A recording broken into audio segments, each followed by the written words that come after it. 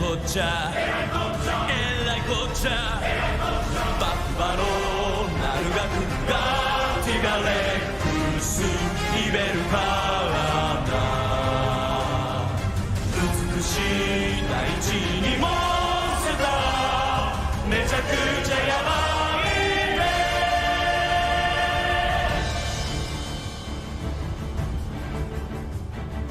えらいこっちゃえらいこっちゃえらいこっちゃえらいこっちゃ立ちに双剣がナウンスヘビーボーガーどの武器がえるかめちゃくちゃ悩むね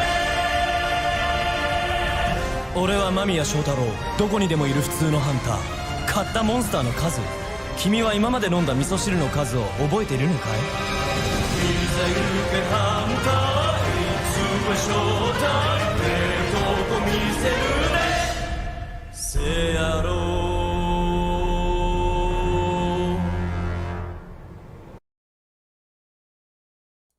Did you miss us? I know I missed you. I say it every time we take a break, but goodness gracious, ladies, gentlemen, everything in between, we are live once again, this time from Central New Jersey with the Fluffcast. I'll be your host and streamer for the evening, Axolotl Andy. Let's get some funny elevator music going on right now.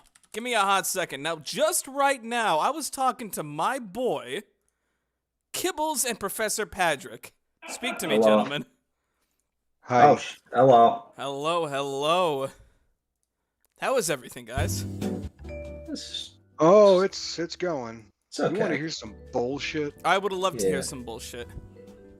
So today, my mom got me a very nice vest for Christmas.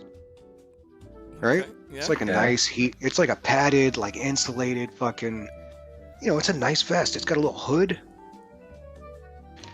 So, the zipper's fucked up on it. Oh no. Oh no. So you can't wear it. Can't wear it. So I bring it to the store, right? And it's after the holidays. Like after Christmas is when they start getting rid of the wintry stuff around here. Mm-hmm. It starts going on sale. So the vest that I had gotten was out of stock.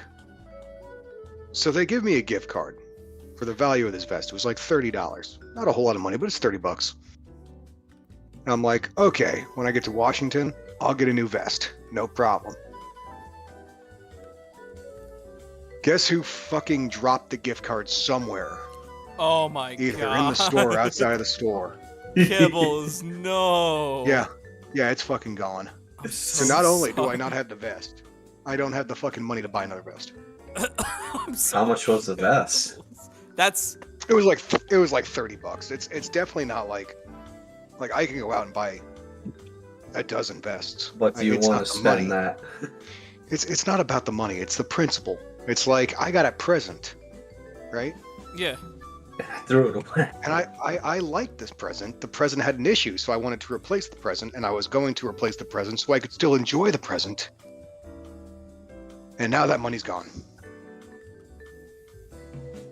Well, maybe if you go back, you can find it somewhere. Maybe it's still on the floor. I mean, how many people go to? I friggin' doubt it. Which department store was it? Walmart. Oh, that thing's fucking gone. That's it. Sorry, Yeah, dude. it's That gone. thing, that's gone. It's gone. Yeah. The it's rats fucking gone. got it for the free cheese. Anything got that. Like, even the employees are like, oh shit, free. Yeah.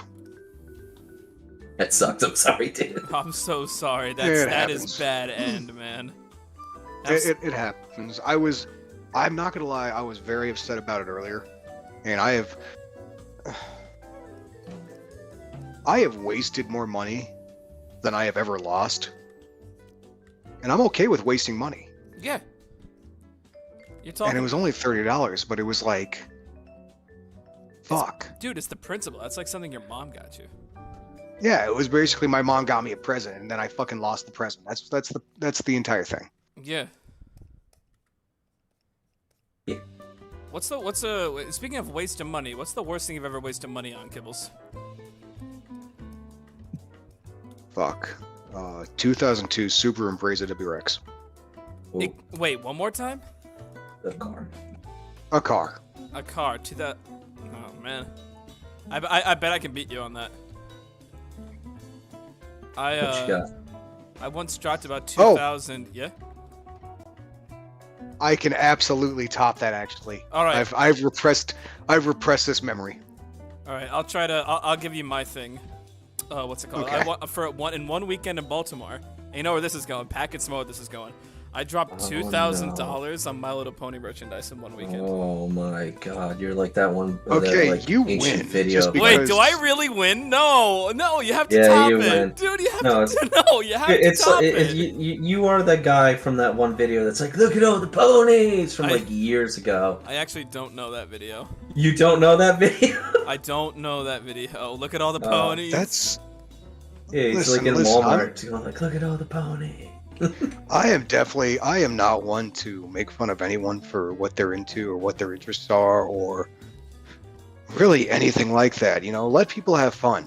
But Oh, that's a thing. But you so- dropped $2,000. $2,000 $2,000. on ponies. Yeah. You win. Did you get any money back, or is it just gone? Is any of that cash still liquid? It's my stuff. It's my stuff, and I don't sell my own stuff. Okay, so you're never getting that money. I'm never getting that money back.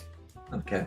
Yeah, you both beat me on mine. Mine was I invested in CD Projekt Red right before Cyberpunk came out. Yeah, Oh, I I made a love bad. it. I'm sorry. I made a bad business decision. Yeah, to say the least. I actually gave my ex-girlfriend like $5,000. For what? For what? Various things. Better boobs? What? No, she had great tits. My God, she had great tits. All right. About 1,200 of that was to help her. Her dog needed vet bills, which Okay. straight up, like any of my friends could have come up to me and said, "Hey, my dog needs a surgery. You got $1,000 I can borrow?" I'd be like, "Yeah, sure." It's dogs, totally different. Now, if someone came up to me like, "Hey, my kid needed surgery," I'd be like, "Haha, Looks fuck like you your got. life." I'll give you some money for that gravestone then. Ooh. Yeah, how much is a fucking gravestone these days? $20, $30? That's what you But, surgery. Probably as much as the surgery, actually. Yeah. A headstone. A It's- headstone costs about $1,000 to $3,000. How much is a surgery? That's a lot cost? cheaper than fucking surgery. Maybe you should have thought about that before you had fucking kids. Yeah, dude. Like these surgeries can cost like $10,000. Yeah. Go buy that headstone, dude. Yeah, fucking tough shit. Sorry, dude. Like, don't have kids. But dogs, they are innocent and they are pure and they are good. So if someone comes up to me and says, "Hey," someone like a really good friend of mine comes up to me and says, "Hey, man, like, my dog," I was like, "Oh yeah, fucking throw out Piggy. What's wrong with Piggy?" And this is a friend of a friend's dog recently passed away. His name was Piggy. But someone comes up to me and says, "Hey, Piggy needs surgery. He's not doing so well." I'd be like, "Fucking let me get my checkbook." Totally different. Anyhow, kind of got sidetracked there. Yeah, the Subaru. I bought it for $11,000. It had 57,000 miles on it. I owned it 3 years, and I sold it for $2,000 with 57,500 miles on it. You didn't even drive the thing? No, I spent several $1,000s rebuilding the engine. Got really, really good at pulling out EJ25s. Yeah, you shouldn't be able to. You should not be able to pull the engine out of a car in an hour. But you did it? Oh god, I did it so many fucking times. It had a mystery leak and I couldn't fucking find it. And I replaced every goddamn seal. I replaced the turbo seal. I replaced the fucking oil pan gaskets, rear main seal. I replaced fucking every seal I could find, and it still fucking leaked oil. I thought I had cracked the block, so I sold it to a buddy for $2,000, and I said, fucking just scrap it, rebuild it, replace the engine, whatever you want to do. I don't care. Just take it. He called me a week later and says, hey, promise me you won't be mad. Oh no! That's bad. Promise That's me already you bad. won't be mad. And I said, okay, Chuck, I promise you I won't be mad. And he says, I found the leak. It's fixed. Oh. And I'm selling it to a friend of mine for $9,000. And I said, I promised you I wouldn't be mad, and I'm not mad. Just tell me what the leak was. So on the EJ series engine, it's a flat 4. So the two halves of the engine bolt together with these fucking bolts that are like 14 inches long, right? Yeah. There are also 2 smaller bolts at the back of the engine where the rear main seal is. I had forgotten to tighten one of them. Ah. Or if I had tightened it, I hadn't put fucking thread lock on it or something, but Chuck went in there, he tightened it, and it fucking ran great, and he was able to sell it for $9,000 by saying, hey, it's got a fresh rebuild. Did you see any of that money, So, or yeah. is that just Chuck's money now? No, it's Chuck's money. I sold it to him for $2,000, and I just said, get it the fuck out of my face. This is like the fucking Megas XLR shit. Anything in that pile is $2. That's basically what happened. It's basically, I don't know what that is, but yeah, basically. The main character's looking through a fucking junkyard pile of like stuff, and he keeps asking the guy, "Hey, how much is this piece?" And the guy goes, $2. And he keeps asking, "How much is this?" You know what? Everything in that pile is $2. He moves the wrong piece of junk. Everything falls down, and there's a giant fucking robot at the bottom of the pile. $2, huh? I'll take it.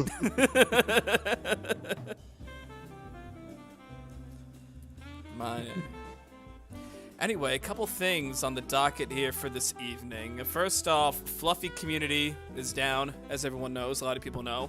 You can't access the site right now. Kibbles. Those kids need to be out making friends and playing in the street. Yep. You need to be eating dirt and shoving it in your eyes. Spitting in Yeah, boots. you know what? Yeah, that's the best. That's what I did when I was growing up. We would go out sledding. We would go build fucking snow forts. We would light things on fire. You ever shoot shit in the woods? Yeah. Yeah. I like shooting shit in the woods. It snowed, what, 15 inches down here in the past week? It snowed like 6 inches in Seagirt. I don't know what you guys got in Wildwood. It was like 15. And then really? it iced. Yeah. And then it Oh. iced over. And then 4 days later it snowed again, but it was like flurries, so it wasn't that bad. Oh, okay. I like the snow. I like at least one snow a year. What's up, Kibbs? We got about 3. All the way down there. Oh God, I forgot about this. Yeah? I found a book. A book? Find a book. I forgot I had bought this with my girlfriend. So just some backstory. For one of our first dates, we went to a coffee shop, and this coffee shop had a huge selection of books. And where we sat, it just so happened to be, it was a huge selection of romance novels. And All right. we spent about 2 hours reading through these fucking Harlequin, and God damn it. You do not need any fucking talent to write romance at all. You just need to say quiver a lot, right? It's all on how many times you say quiver. So this book is called His Baby No Matter What. Oh, no. All right. Okay. Oh no! Does it involve a turkey baster? Oh No. no. Wait. Just let me read this for you. Sorry. He promised a Christmas they'd never forget. Oh, excuse me. His late wife's best friend promised answers. He promised a Christmas they'd never forget. Nothing will change how much Colt Dawson. Eh? Nothing will change how much Colt Dawson loves his baby boy. Not even the shocking news his deceased wife lied about Ryder's paternity. But confronting Ava Guthrie about his ex-sperm donor scheme doesn't go as planned. For starters, Ava needs his help rescuing her alpaca farm. And Wait. second, she's everything his late wife wasn't. Okay.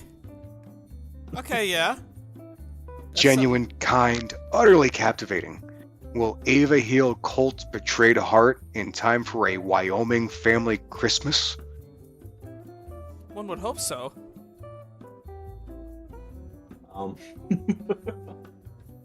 Family is who you choose to love.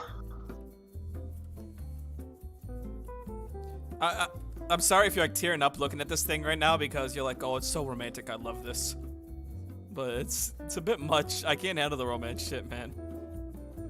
It's you need literally less than no talent to be a fucking romance writer. Even less than that to be an erotic writer. Is it romance erotic? No. Romance is like it's like erotic without the eroticism. Oh, what the hell? So there's no fun. Although if you want to talk about erotic, all you have to do is make them English and make someone a vampire. Because holy fuck, there's so many shitty books out there where they're English and there's a vampire. Oh, I can top that. There was one book that we read, bits and pieces of. They were vampires and werewolves in Boston. I think I know about this. I think you I think you told me about this one before. I might have, but it was so fucking bad. Because the writer tried to give them like Bostonian. Everyone had a Bostonian accent. This the single worst accent you can ever give anybody. Yeah, but it's like fucking sexy vampires. And it's like he removed his shirt. Yeah, these pecs are like fucking wicked ripped, yo. These are like wicked hard, mate. Well, not me. Is it wicked hard, Wicked bro? hard. My body is wicked hard, and my heart is wicked dead because I'm a vampire. The fuck is that? Yo, your blood is fucking juicy, babe. I've never had blood like this before. I got a buddy. He works for the pets. He'd be all about this blood, babe. I swear to God, I can't. I swear. Either I'm just misremembering this, but I thought you remember the show True Blood. I had a friend who was very into vaguely. True Blood. I couldn't even watched finish it. the first episode. I'm aware of it, but I've never seen it. It's just smut. It's literally just smut. But anyway, it tells you otherwise is a liar. But I think it's like, think of what you just said with the Bostonian accent. Yeah. But every vampire has a thick Southern Louisiana drawl, and most of them are ex-Confederate. So, is this? They're all hillbillies.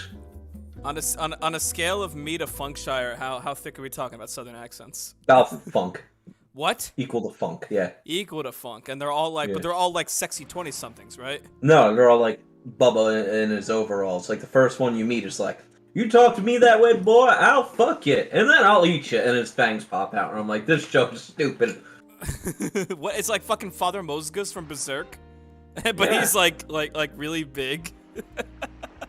I gotta find that clip, actually, hold on. Pat, you ever shoot shit in the woods? Yeah.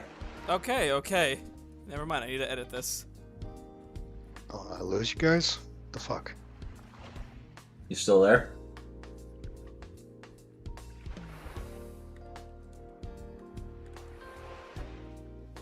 Oh, Are we disconnecting? Are we having troubles, or? yeah, I think Kibbles was having a bit of issues on his end. Okay, I'm not Yeah. hearing him. Okay. Yeah, my headset, as good as it is, it's a very nice headset. It says that you can connect to multiple devices at once, which you can. But you can only use one of those devices at one time.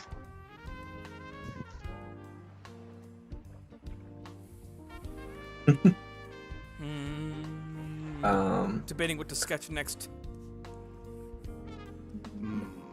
I know Billy what Bob the Bears. Vampire.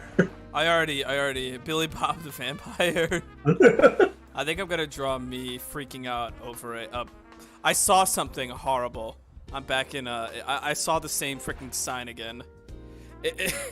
It's a sign down the shore here for like a freaking Chitsy store or some shit where you buy knickknacks, and one of the T-shirts said "pork roll." It's a Jersey thing, and I was, I felt my skin burn as I drove past it.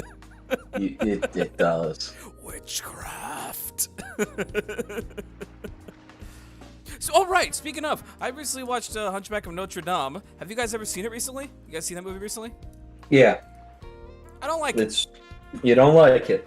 Okay. Thing about Hunchback is that Hunchback has some of the best songs out of any Disney movie. It also has some of the best scenes out of any Disney movie, but it's got that horrible tonal dissonance. So we're talking about like you've got the scene where Quasimodo was talking with George Costanza the Gargoyle about how he's so good, about how he's gonna win this girl, and then you immediately follow that up with Frollo locking a peasant family in their windmill cottage to burn them alive for not telling him where a foreigner is. Like there's no tone. There's no set. It's so weird. You know what I'm saying? The trick is, and I remember somebody talking about this before, like some other reviewer. You know how there's the scene where Frollo walks in and the statues are just statue? It's Yeah. like after their big number. Yeah. If it had shown like that, it would have shown like, oh, they're not magical at all. It's literally all in his head. And then at the very end, they're fighting, which completely ruins that idea.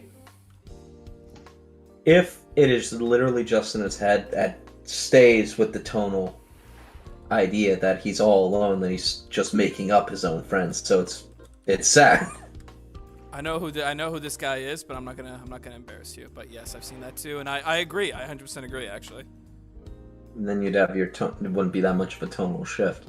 Yeah. If they had like that despair really coming for Quasimodo. But they can't do that because it's a Disney movie. Disney movie. George Costanza the Gargoyle gotta want to have sex with the goat. Okay. So, what's more insufferable? What? Adults into Disney, adults into Star Wars, or adults into Harry Potter? Oh, that is tough. Kibbles, please tell me you're still into this. I wish Kibbles was here. I wish Kibbles could. I'm here. What are you talking Did you hear it? All right. Okay, so I want to draw Joey's World Tour now because I love it with this Disney hat. okay. Well, Disney, Harry Potter, and what? Disney, Harry Star Potter, Wars. and Star Wars. What's more insufferable? What's more insufferable? Adults that are into each thing. Yeah. Okay, Like we're talking So- about 30-year-olds.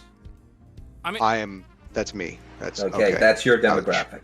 That's millennials. We're talking about millennials who are still way into this shit. Yes. Like absolutely, like they Um, sit and watch it like every night. That's like their movie night or anything like that. It's like, So I worked with a guy who was super into Disney, right? But he had 2 daughters. So it's like, it's kind of acceptable because okay. he's got 2 daughters and he can get into this shit with his kids, which is totally cool. And me personally, there are a lot of fantastic Disney movies and Disney programs that I enjoy. Like Emperor's New Groove is one of my favorite movies of all time. Period. Everyone loves Emperor's New Groove, dude. Everyone loves it. It's great. It's amazing. It's perfect. Something like that. What's what about the people? How about the? Okay, but keep talking. Go. But the adults who like it's the same with anything. If you take one aspect about your personality, one thing that you are into, and make your entire personality about this, dude, fucking get a life. Yeah. I will say that Disney, because it's such a fucking juggernaut, does make it, because Disney owns Star Wars, Disney owns Marvel, fuck. I wouldn't be surprised if they're trying to buy fucking Harry Potter. They're trying to buy DC. Yeah. The only Like- way they try to buy fucking Harry Potter is if they own Universal, and Universal is competing with them in the parks business. So I don't know. But I think just because Disney is such a fucking, it's like being a Yankees fan. It really is to me.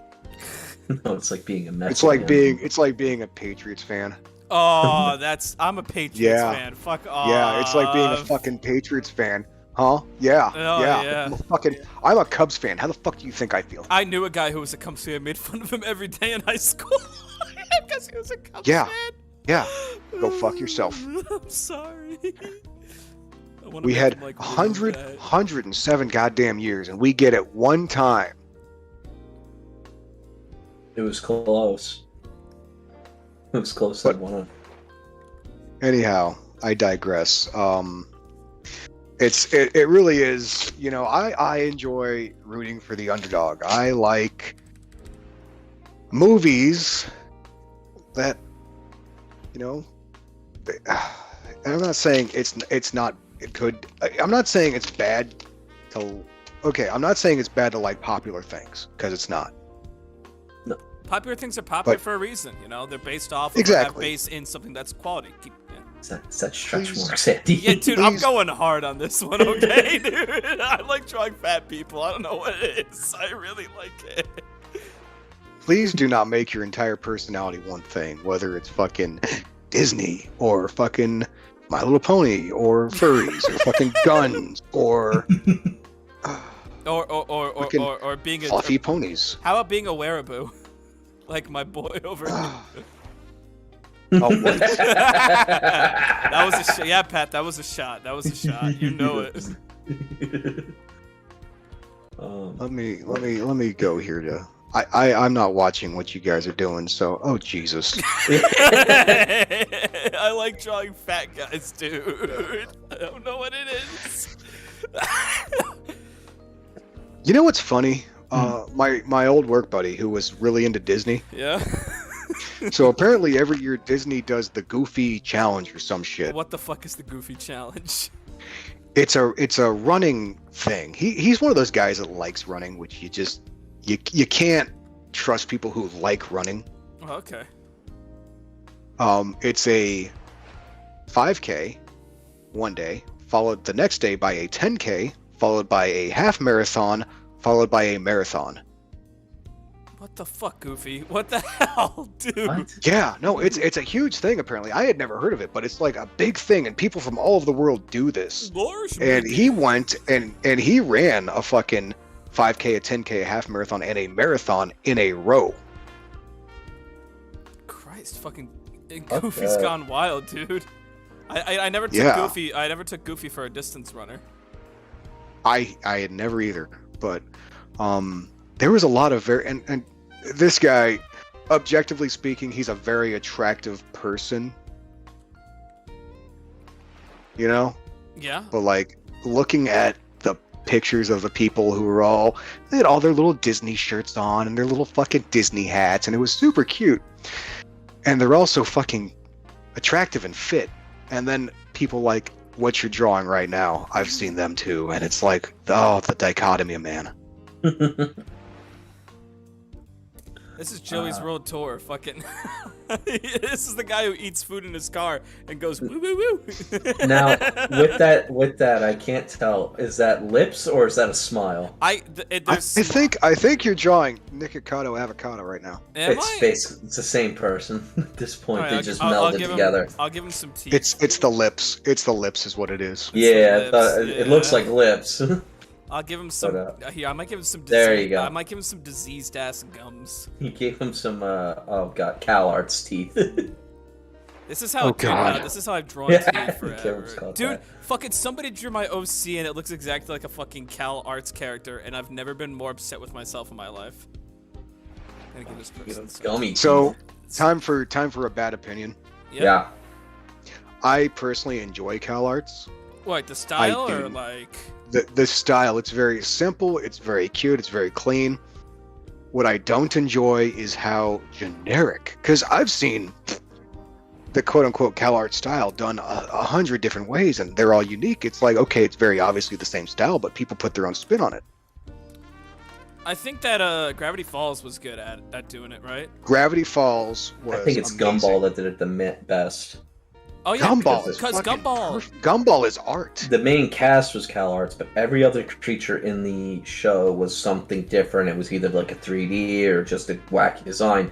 They they took the system and spun it around and ran with it. Yeah. And that's the kind of like introspection, like, you know, the fucking kind of punching up, I guess, that I can appreciate.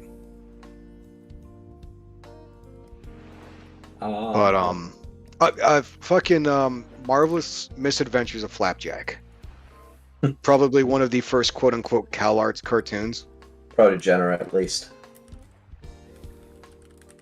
Because a lot of people. Let me get a picture of Flapjack up here. You know, for those who don't know, Flapjack was actually voiced by what's his name? SpongeBob. Oh, what the fuck is this? Flapjack was you looked up Flapjack. What were you expecting? Goddamn Oh, show. right.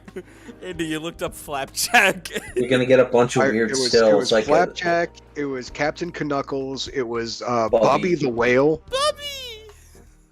Peppermint Larry. Oh, fucking Peppermint Larry. What about the Doc Hag? All right. What about Dr. Barber and his candy wife? Yes. No. Oh, that God. was Peppermint Larry's wife. Oh, that was Candy wife. okay. The show was so fucking weird. It was very obviously written by adults who do a lot of drugs, Yes.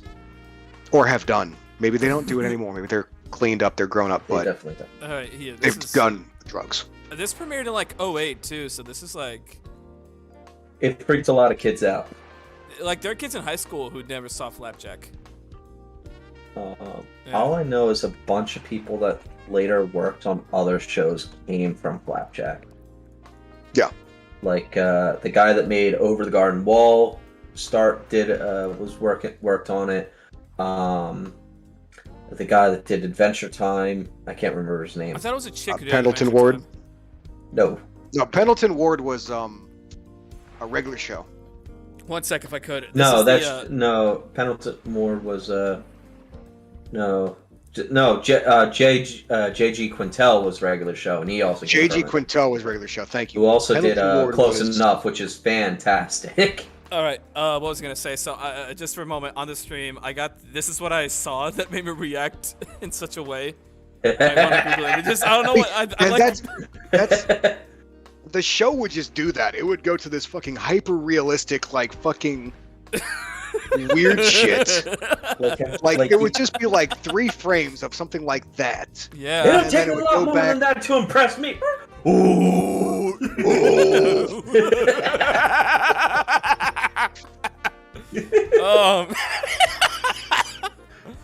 I love that show, man. That show is tight.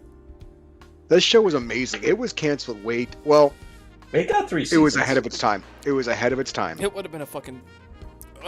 Wait, did SpongeBob voice Flapjack? I can't remember. I feel like that was No. something that happened. Who Hold on, voiced? let me look at the cast. Someone. No, Flapjack was voiced by the creator of the show. Knuckles Third was Bill Murray's brother, Brian Doyle Murray. All right, so I looked up the guy who voiced Flapjack. There's a picture of him next to his kid. They're both flexing, and they have photoshopped abs on. Both of them. Yeah. That sounds amazing. And the kid's got the same tattoo on his dad, drawn on his chest, what appears to be blue ballpoint pen. Give me a sec. Oh, this is like family goals. Let me tell you.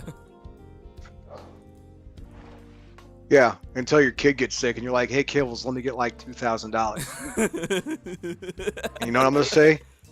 Fuck Sorry, your life. Bing ate a bong. dog. Bing bong.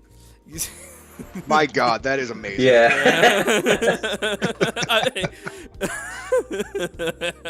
Wake up middle of the night and see this little kid with that look on his face with those photoshopped abs and the blue. Very obviously both abs. That's the best picture I've ever seen. I like how they had to set up this picture, but the kid was not okay with laying down his toy cars, and you can see he's sort of Well, yeah, half-assing it with hey. his arms. The fucking toy car is very important, okay? Yeah. It's probably the fastest car he has. But to answer your question before with insufferable people from the 3 things, Disney, Star Wars, or Harry Potter, Yep. I gotta say Star Wars, I feel like I can hit a certain amount of common ground with people who like Star Wars, as I learned from the woman who put the stars in Star Wars. That's where I got my film education from. One of the visual designer. What are the visual animators for Star Wars. Or not animators, whatever. Set as prop.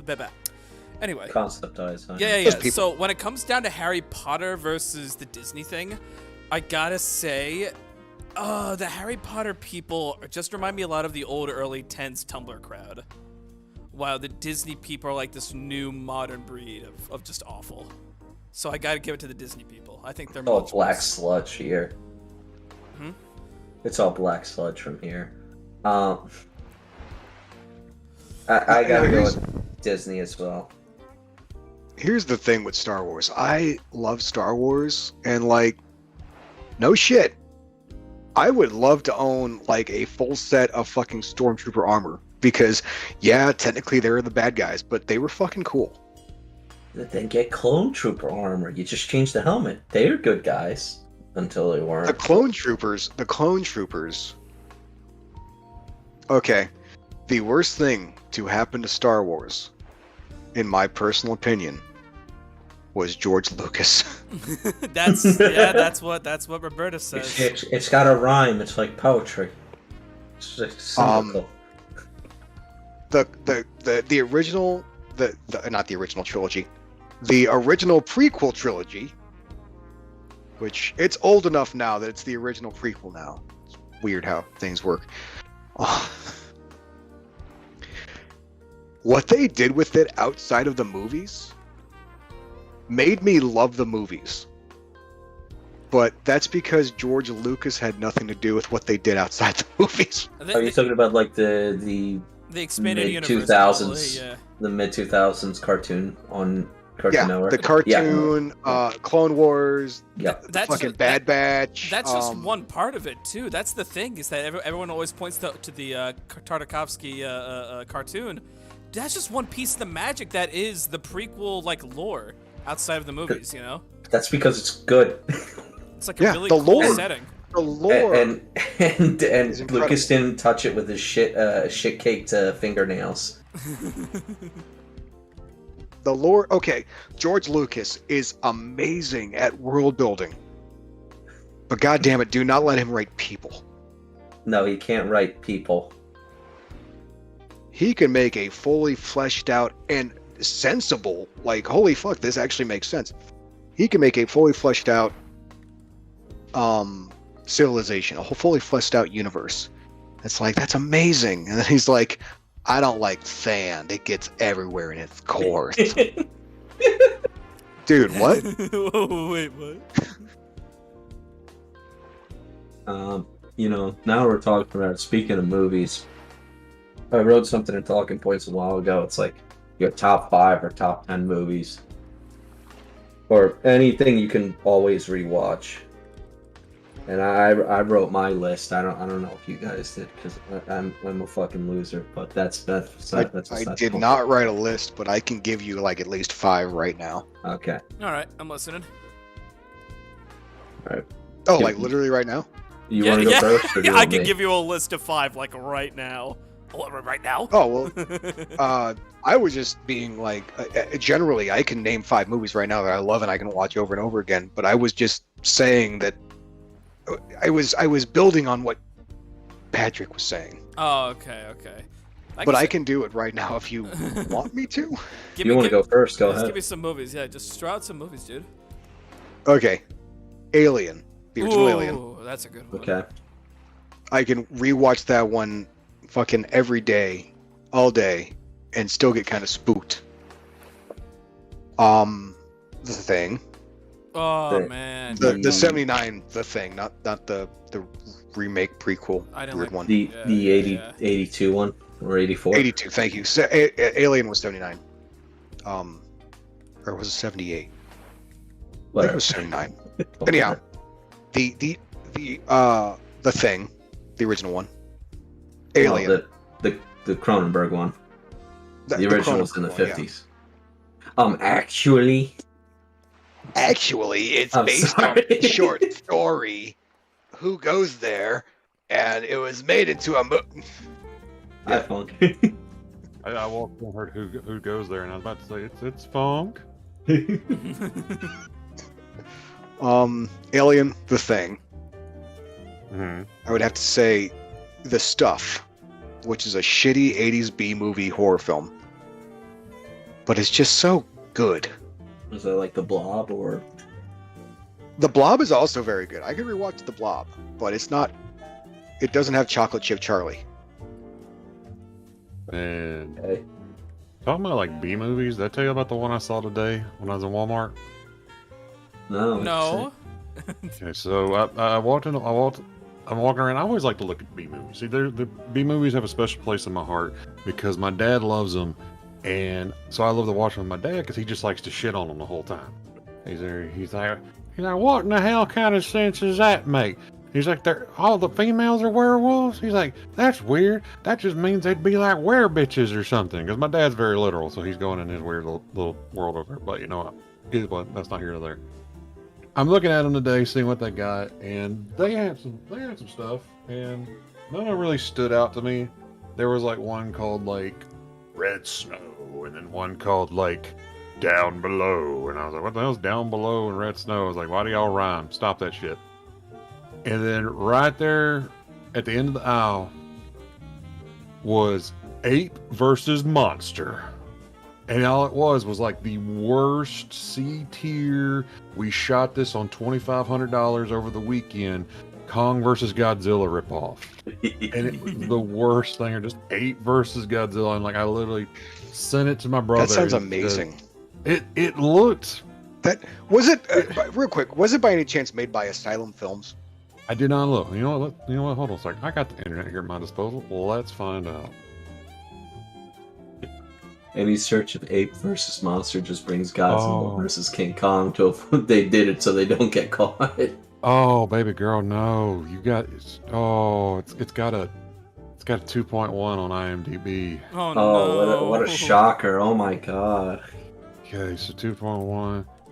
Oh, there's actual people in this. Oh, I'm sorry. They needed a paycheck, Funk. It's all good. Buck Burns, why do you look like a fucking male porn star? Probably because he is. Probably. You know what? This is probably like his first serious role, but he kept pulling his dick out, and they were like, "No, Buck, no, just put that away." I don't see. Yup, the Asylum production company, the Asylum. Yep. So go ahead. I'm sorry. For our fellow movie buffs here, the Asylum is a production company that basically their bread and butter is to take movies that are coming out, find a similar script, and release their own version. Oh Christ, that's scum. It's similar script is very loose too, because it's basically they're the ones that did Atlantic Rim. The Incredible Hulk. Oh, this company. Yeah, this is so when Grandma goes to get little Timmy's video, they pick it up out of the dollar bin thinking that's what it is. Dude, yeah, they're the movie equivalent. They did of like Transmorphers. Digital Homicide. It's Morphers. Like Digital Homicide is like the same thing. They did it with video games, and dear God, that was some scummy ass shit. But like, yeah, you hit it on the head. Just like it's that stuff taking advantage of. Like Grandma's like, well, I sure do love Little Billy. I'm gonna get him one of those movies he likes so much. Well, this one's got a monkey and a lizard on it. Surely he'll appreciate this one from his dear old grandma. Grandma, And, what the hell is this? Grandma, what is this? Where did you find this? Grandma, why? Take it back. There was this nice Cossack man who sold it to me from the trunk of his car. Nice Cossack, man. He pulled it out of the trunk of his car and it was warm and sticky, so I don't know where he came from, but he handed it to me. His car didn't even work. It was pulled by a horse for some reason. That was the weirdest thing, and he said it's not a DVD, it's a BVD, and I was like, isn't that the underwear? And then he said I need to stop talking if I wanted to keep a pretty mouth. He had hypnotic, beautiful eyes. He said, he looked at me and he said, you'll have beautiful fingers. Think of self? Yes? No? Yes? Funk, can I interrupt? Yes. Does your father have any facial hair? How much facial hair does your father have? My dad does have facial hair. He doesn't have it on the level as I do. But, I'm drawing him with like a killer beard right now. I'm dropping. You know what? Funk. He used to, but then he started like shaving it back because my mom doesn't like beards, so he started cutting it back a bit, which is one of the reasons like I can't sleep in my parents' house anymore. Although my mom will shave me like baby faced. Shave him like up the middle, so it's like a Fu Manchu. It'll be just like that movie Misery. No, because then Except he'll look like instead he'll of have a a hammer. mouth. No. I'm gonna give your father a little bell at the end of his hat. He's got like. There you go. You know, like just to pick on my mom for a second, I could see that she'd just be like, "Funk, now you need to shave that shit, or you're gonna get hobbled." And I'm like, "No, mama, no." My Like, mother, you see Alright. what happens when you hit me with that fucking hammer? my mother actually did pay for my hair to get done recently. I was watching the dog this week, so she paid for me to get my hair done. Nice, Do you know though. what I recently did? What's What's that? that? First time since the panini started, I got a haircut. Hell yeah! Wait, what? The panini. Yeah, The great the panini. panini. You know, the panda bear. Oh no! I was under the impression. So you're shaved. Okay. No. I started letting it grow. Oh, okay. Kibbles, what was that fifth movie though? Oh, Emperor's New Groove. Emperor Snoop. Emperor's New Groove is such a It special really, kind it of really is. movie. It's such a good movie. It's It's so weird when I read about When it that hits it movie just and right. what it was supposed to be, and then what it ended up becoming, and you're just like, Yeah. you know what? I'm okay with this because this is an amazing ass movie with David Spade and John Goodman in it. I got my list of 10 right here, unless anybody else wants to bash out 5 movies they can constantly watch over and over again. The only one I can really think of right now is The Last Unicorn. I've never seen Oh, it. that one. The Last Unicorn. All right, I'm gonna bit about Andy. I kind of want to get started talking about movies and other shit I like to play or watch on like a YouTube channel or some shit. And something I've been working on, workshopping for a while, is an analysis of The Last Unicorn. Just because it's just made me think so much. I don't know what it is, but that movie just hit the right note with me, and I've watched it like 10 times in a month once. And I was just like picking apart every little thing. By the way, there are 2 nipple shots in the movie that do not involve the 3-titted harpy. Just an FYI, there's 2 nipple shots in The Last Unicorn, boys. Who wrote that? What's up? I feel you. I get that same way with movies because I'm like that with the Blade Runner movies, where Oh, Blade Runner. That's another one. Yeah. like for me it's like Yes. if I had to think top 2 that I would watch over and over again, it's like Blade Runner and Labyrinth. Because Labyrinth was like the movie of my childhood. So Did you like Pan's Labyrinth? Just an aside. I did. I very much like that. I love Del Toro movies. So like the Hellboy movies are on there, Pan's Labyrinth's on there. The good Hellboy movies. The good Hellboy. I didn't hate the newer one. I liked the fact that they had the Vampire Luchador to open, but then it was just kind of like weird. I got bad real quick. Yeah. Yeah. Funk, we talked about this before. It's like immediately 10 minutes into the film, he's shaving down his horn, and then you see the horn move, and you're like, "That's you didn't." Everyone saw that. You're like, "What? It's not real. It's not real. It's fake."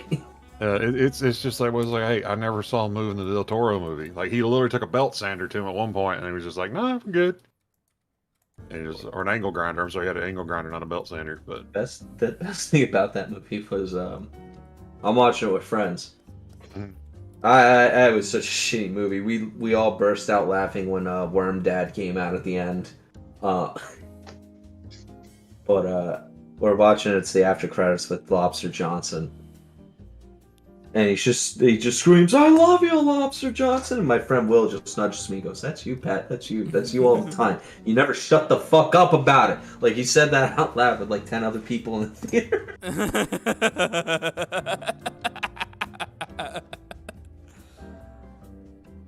But that movie's I don't know. Sorry, keep going. My bad. no, that's it. All right. man, Which But, Hellboy is the crappy one? The third one, or? The newest one, the Yeah. David Arbor one. Oh, okay. yeah. Which like credit to him, like they made David Arter look cool as fuck, but then it was just like they forgot to do anything else in the movie. Yeah. It's like we spent all the money on the Hellboy makeup. What do we do now? And everybody's just like,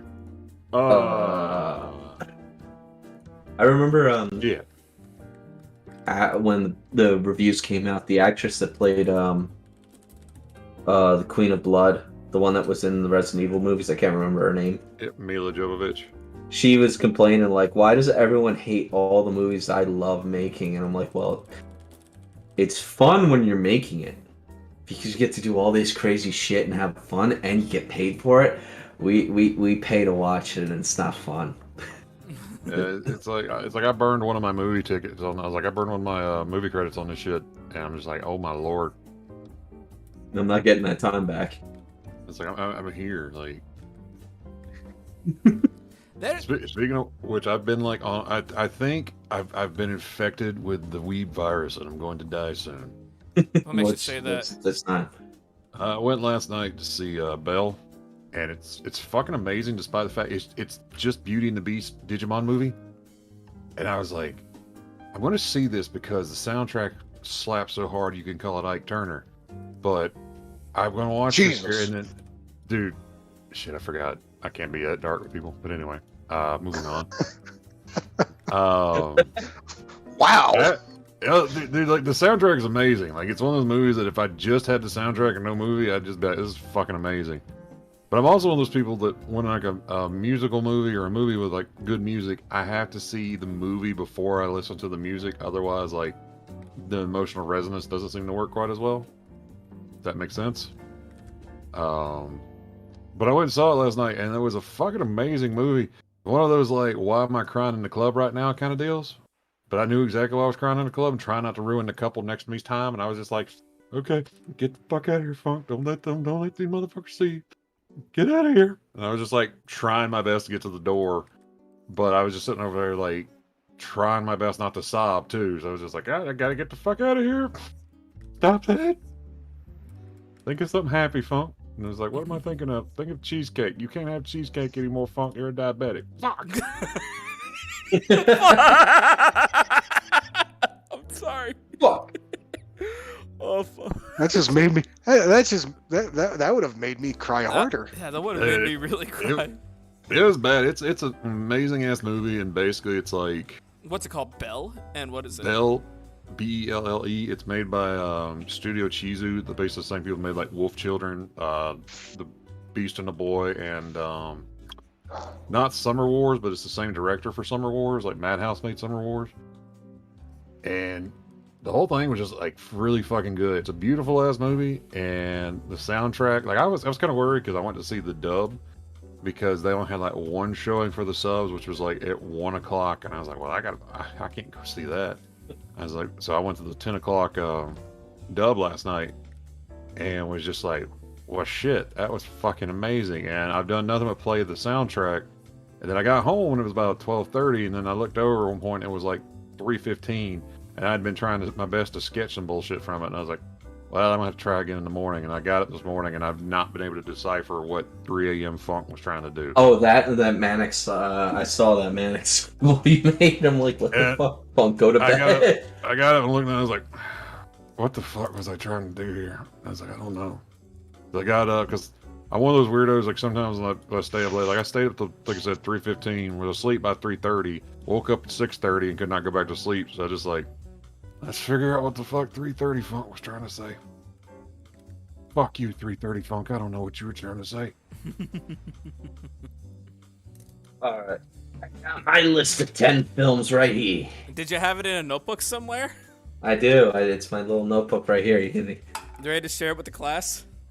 Yeah, I got my in no particular order. All right, hit us up. All right, I got a Shawshank Redemption. Hmm? Shit makes it gets tearful when you get to Brooks's part. You ever seen it? I've got Forrest Gump syndrome with that movie. I've seen like the whole thing in different pieces. Okay. The Dark Knight is also on here. Fuck. I said that because these just keep listen. I need you to just keep saying movie titles because I'm just gonna react the same way to all of them most likely. Okay. No Country for Old Men. Missed that one. Fantastic. Green Knight. I think that's the newest one on here. Man, that shit was good. Shit was real good. Belt stays on during sex. Enjoy your belt hand job. Your belt handy. Casino. Godfather Part 2. Iron Giant. Oh, Love God, I am not a gun. Probably the first movie I ever sobbed my fucking eyes out to. Yep. I, Here's another tearjerker. Schindler's List. I never saw that one. Schindler's List didn't do anything for me. Really? Yeah. I'm fine with it, the entire movie, but it's at the very end when he's like, I could have saved one more. That just gets me every time. It's tough. Before I had seen the movie, I had already known the story and knew that like Oscar Schindler was a hero of the fucking nation or whatever. Mm-hmm. And you know, I read, I think it was for school actually, but I read like a biography of Oscar Schindler and everything that he had done. And when I watched the movie, I was just like, yeah, it was good. And that was it. I'm not gonna say ruined, but like the movie didn't hit quite as hard for me because every time I watch it, all I can think about The is movie ruined Nazis for me. I gotta tell you. yeah, the movie just ruined. It did for Nazis Spielberg.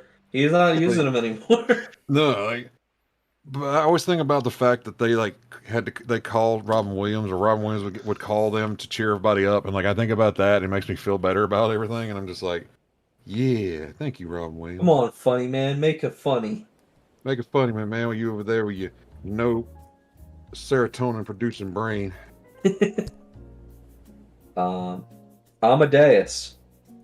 It's a good one. That's fantastic. It's a good movie, yeah. And I love mostly for the music rather than the movie. yeah, there's a few scenes I can pull out. There's like that's what one oh fuck, what's his name? Abraham Murray. Uh-huh. Yeah, you see a few scenes in there, you're like, okay, that's what won him the Oscar because it's deserved. 1990s Dick Tracy. You know what? That was a movie that I always enjoyed, and I think I've only seen once. Not so much for the story, but at least for the set design, and just the prosthetics, like Littleface. And honorable mention, Grand Budapest Hotel, because I haven't seen it in a while. That's pretty good. That is a solid fucking movie. That is, yeah. Yep. That was the movie that got me into Wes Anderson movies. Same. I watched it. Mr. Fox is what got me into him first. I still haven't seen Isle Dogs. What else is gonna shoot first? All right, yeah. Okay, I'll go first. Fuck you. Kibbles, you go. I got like half an hour, maybe 45 minutes into Fantastic Mr. Fox, and I've seen a lot of Wes Anderson films, and I love what he does. I couldn't get into Fantastic Mr. Fox. Really? Really? Yeah. I tried. It just didn't catch me. But speaking of directors that Guy Ritchie. Yep. I can watch any Guy Ritchie film anytime. What's a Guy Ritchie film? Snatch, Lock, Stock, and Two Smoking Barrels is amazing. The Robert Downey Jr. Sherlock Holmes movies. Yeah, I was about to say, didn't he Rock do and Rolla. The new Wrath of Man movie that just came out with angry bald British man. I gotta say, number 5. I'm completely outclassed by you guys. I do not watch enough movies. You guys got me beat like 1,000 times over. See, I always sound like some kind of art house hipster when I list off my favorite movies, because it's like Wes Anderson movies and like movies. Some people like one of my friends, God love him, had not watched Blade Runner till like I sat down and watched it with him. I was like, dude, we're gonna sit down and watch it. And he's like, I said, now be prepared for this. We're gonna get the ultimate director's cut. He's like, so what's the deal with that? I was like, it's about a 3-hour movie. So yeah, that's the only way to watch it. That's honestly. it, because like I refuse to watch like theatrical cuts of anything, because especially because I didn't really get into that until like I saw the Lord of the Rings movies, because the Lord of the Rings director's cuts make an entirely different movie out of the movie, like Battle of the Five Armies for the Hobbit movies. A lot of my friends hate the Hobbit movie. I know a lot of people don't like them, I personally love them. I think they're fantastic. I feel like they should have only been just 2 movies, but other than that, I love them to death. I like the settings. The Hobbit's one of my personal favorite books, and really enjoyed it. So, but if you watch the director's cuts of any of them, they are completely different movies. Like to the point of like the third movie, which everyone says is like the worst, is just an entire like you don't recognize it. Like you wouldn't, if I put them side by side, you'd be like that. It's like, well, when did you swap that out? I'm sorry. But yeah, that's just me. All right, Funk, don't get mad. I have not seen any of these movies you have just mentioned. Oh my God! You've never seen Blade Runner? Nope. All right, well, I know where you live. I know where you work at least, so I can drive down there. I can kidnap them, boys. Don't do that. I'll say this too, because I was talking about this with Menthol the other night.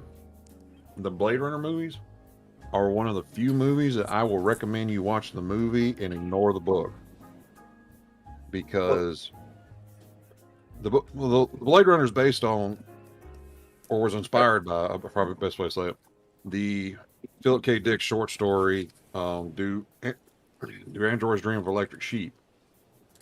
And on its own, if it wasn't supposed to be the same thing, I'd probably like it a lot more.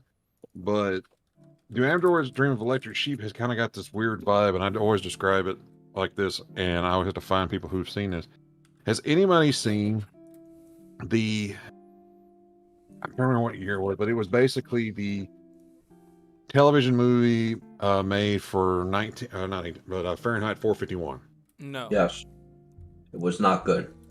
It was. The only part of that movie I remember is the little kid on the bridge with his or her. It was a little kid. Little kid with the mother, and the little kid says, "Look, Mummy, fire truck. There's going to be a fire." Pretty much that whole. Literally, Yep. it's the only part I remember. The way that movie's set up, that's how that book reads. Like, how's Virgil's over there, chat? What's happening, Virgil? Virgil. That movie's set up like how, or that book is set up how that movie, because it has a very. I gotta see if he was, because I honestly do know, but let me use my Google Foo here. It has a very like British feel to it. And I don't think Philip K. Dick was British, but we're gonna find out in the fucking. You mean like No, he was born in Illinois. the Monty Python cast version of Wind in the Willows? Yeah, like. Okay, Nobody remembers that movie except me. Is that the one with the? Is that the one with the Secret to Survival, or? Yes. Whenever you say Wind in the Willows, I either think of like Mr. Toad's Wild Ride, the Disney thing from the 50s, or the Rankin Bass film from the 70s or 80s. Which granted, Nobody ever wants to talk about the live action one, which is fair because it's not good. No, like I've seen it one time, and then like my mind forcibly blocked it out till you said something about it. Sorry. Cast another spell. So basically, the only thing that's like the same between Androids and Blade Runner is basically the names and kind of the setting. Because in Blade Runner, Deckard is Deckard, he's the main protagonist, is portrayed kind of like as more of a film noir type detective, where in Do Androids Dream of Electric Sheep, he's portrayed more of almost like a Bobby, is the best way I can think to put him, because he's like, it's like Blade Runner. He's like he's kind of like, he's like, I'm out here on the streets and I'm hunting these replicants, and I can't tell the difference between a man and a replicant sometimes, but I have to make that call. And then like you read the book and he's like, oh, pip pip cheerio, short a fucking robot. What told me, Stan? Hey, you got license for them gears and gadgets? You got a license for them batteries? You got a license for that license? It's 7 bongers. Oh, it's 7 bongers gotta go home and beat me wife, and something stupid like that. Because like he has a wife in. This is directed by Guy Ritchie now. Pretty much. I think Guy Ritchie never got over Madonna leaving him, so he's just like, I gotta beat every woman. Wait, they were together? Were they? I'm trying to remember. No, Sean. Maybe Sean Penn. No, who am I thinking of? Madonna was Either with everybody else. she showed up at my front door, but I thought it was like some kind of horrible chihuahua, and I was like, no, please go away. But like it's so different, and like, you know, Deckard's got a wife, and in like Blade Runner, there's a very heavy theme of like, what does it mean to be human?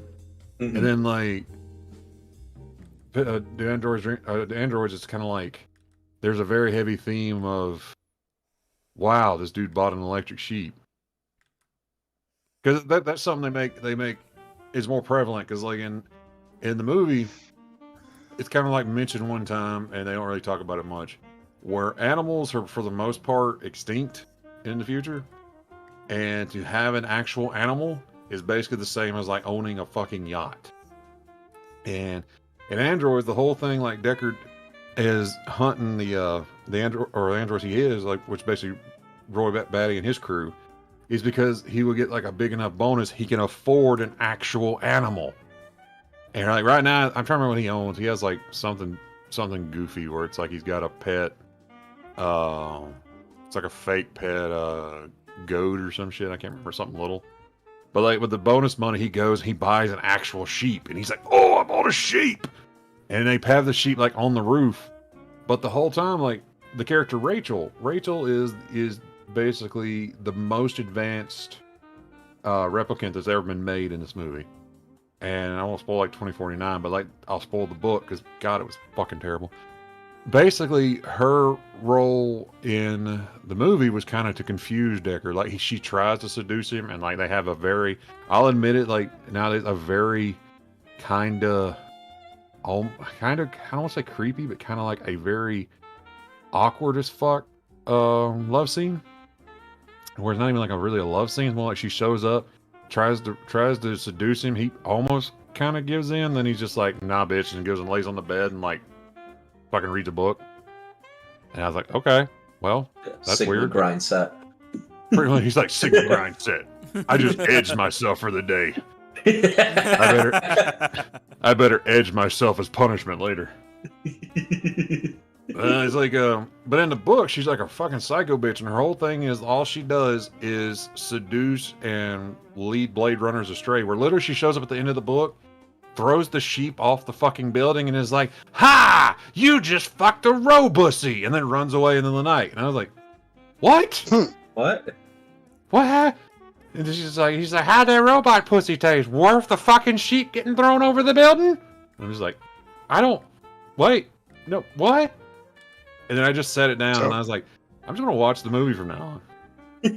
I'm going to respond to Carrie York in chat real quick. The Evil Dead remake is actually super fucking good. It's but it's an entire different like genre at that point. It's completely, so the original Evil Dead is like it's comedy horror. Yeah. Yeah. The first one was remake, unintentional, but yeah. Well, yeah, but they It's went cheap. with. They had like $50.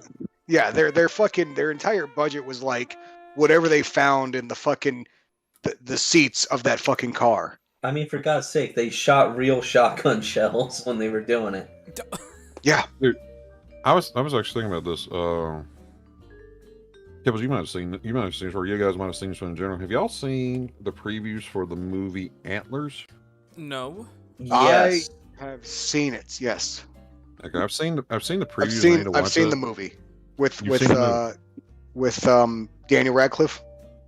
No. That's Horns. Oh, that's Horns. That's Horns. Sorry, Antlers. Antlers. What you're thinking about is actually one of my favorite novels because I love Joe Hill because I love Stephen King, but Joe Hill is like Stephen King, but it doesn't take me 3 hours to read 2 chapters because they're 70 pages long. Antlers is a movie. It's basically a horror movie about a Wendigo, and it looks awesome. And I just haven't watched it yet, and I was wondering if anybody else has seen it before I watched. Because apparently the only way to watch it is like basically to buy a copy of it. But you know me, I love like any kind of horror that's like set in the woods because of course. The woods are fucking scary, dude. The woods are scary. Like even as a lifelong like outdoors person and like just enjoying being out in nature, the woods are fucking scary, man. There's a reason our ancestors were scared of that shit. You don't know what goes on out there. But Oh, antlers, I really completely good. agree. Like, basically, from what I understand, it's like their representation of Wendigo is really good too because it's like it's. I'm trying to think. A lot of people think Wendigos are just kind of like a. I'm trying to think of the best way. Like you see a lot of them represented as just the like long, lanky creature with like a deer skull on its head. Yeah. Like That's kind of like the most. that one SCP, right? Yeah, like the one SCP, the Wendigo skull. Yeah. But the thing is, Wendigos originated. And here, I'm sorry, I'm going on, but I'm gonna flex my fucking history muscle here for a Oh, minute. go ahead. Go on, man. Wendigos are basically they're kind of like what the devil is to Christianity, but to Native Americans, Mhm. because there was a problem, and this is not me shitting on Native Americans. This is an actual historical problem they had with cannibalism. So basically, what they did is they came up with the Wendigos to say that cannibalism is wrong. You will turn into this creature if you commit cannibalism, and you will never be satiated. You will always be hungry, and you will suffer forever because of it. And that's kind of what they played like in the role in society, is they were supposed to be this. And basically, to become a Wendigo, no, that's a skinwalker I'm thinking of. Like a Wendigo could possess you and basically just like make you turn on your family and eat them. Mhm. So it's like, whereas like a skinwalker had a certain ritual they had to do. Like a skinwalker had to do something so heinous, like they would basically become a Generally pariah. it was killing a family member. Yeah, Like patricide or something like that. like patricide, fratricide, generally any kind of side that just meant you killed your family. Yeah. And actually, I'm glad you said that because I have notes on a story about that. But I was wondering if I should write that because the proto honky, I don't know if I can write a story about Native American culture without like pissing everybody off. You anyway. got that one guy that did it, the one that wrote The Outlaw Josie Wales. Well, I mean, that's also back in the day of Western when they were just like, well, the red men are out here getting drunk and we shot them all. And I'm just like, yeah, I've got to work this out before I can do that. That's back in the day of like, get the whiskey and the red men and we can make them do anything. Just hire a consultant, Funk. And you're fine. You got your bases covered. I grew up like right next door to the Choctaw Reservation in Jones County, Mississippi. So it's not like I don't know Indian people. I could probably call my buddy Scott. But sorry, back to Wendigos. Even today, like there is a condition known as like Wendigo psychosis, where people will literally go crazy and try to eat each other over this kind of shit. And it's funny enough, I think it's the 37th parallel, like above that is where it's very common for that shit to happen. Like 37th parallel freaks me out, man. Man, I still gotta send you that book because I got that book I bought from that yard sale. I have not sent you that yet. Well, wait until I'm in Washington, and then I have like an actual address. Yeah, because right now, if I just put right kibbles on the envelope and put it to the wind, I don't think it's gonna work. Nah, it'll probably end up in a swamp, and some fucking cryptid will be reading it like I don't bastards. need. Hey, Funk, what you want your dad saying? What's up with them weird bitches? Yeah. Some of them wear him. Some of them wear bitches.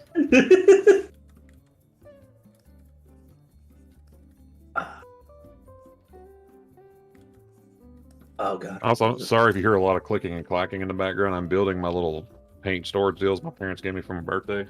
I've never got around to putting them together. And I'm like, oh, these are really neat and handy, and they all snap together. I thought you were messing with Legos for a second. Nah, it's kind of like Legos. They're these little, basically it's like a balsa wood paint rack they gave me. Ah, okay. And it's got that, and then it's also got this really nice, like storage shelf I can put underneath it, and they all snap together, and it's really cool. So it gives me a lot of stuff to put paint and brushes and my clippers and whatnot for my Warhammer stuff. Which, funny enough, I discovered my sprue cutters are actually really good toenail cutters. Andy, Yep. are you left-handed? No, why? You write like you're left-handed. What makes you say that? The way you did your B and your D. We've talked about this before. I hold my pen Have we? very strangely. You might not have been around, but I hold my pen very strangely. I write very weirdly. He ham fists it. I ham fist it. Oh, okay. Not Chris Chan levels, but It's close to Chris Chan levels. It's comparable. Hey, do me a favor real quick. Draw a straw. Draw a straw? Okay, sounds good. Give me a moment here. When I saw how Chris Chan holds his pen to draw, I was just Got like, scared. I was scared.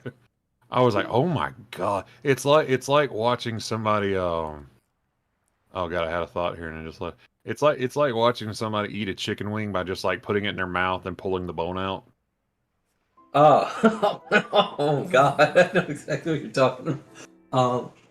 But I remember seeing like Chris Chan draw something like a little Sonic shield, and I'm like, oh, that's, I'm looking at it, I'm like, that's not that bad actually. And then he pulls out the colored pencils and just completely ruins it. I'm like, oh. You think that's bad? I had him draw me stuff in person. Okay? This is before he fucked his mom. Before he fucked his mom. It was actually in the middle. It was really Bart was really sweet. God. Is that Trial okay still hasn't happened yet. Is that okay to make a joke about? Can we do that? Yeah, it's been 3 months at this point. It's been 3 months. You know what? I just honestly,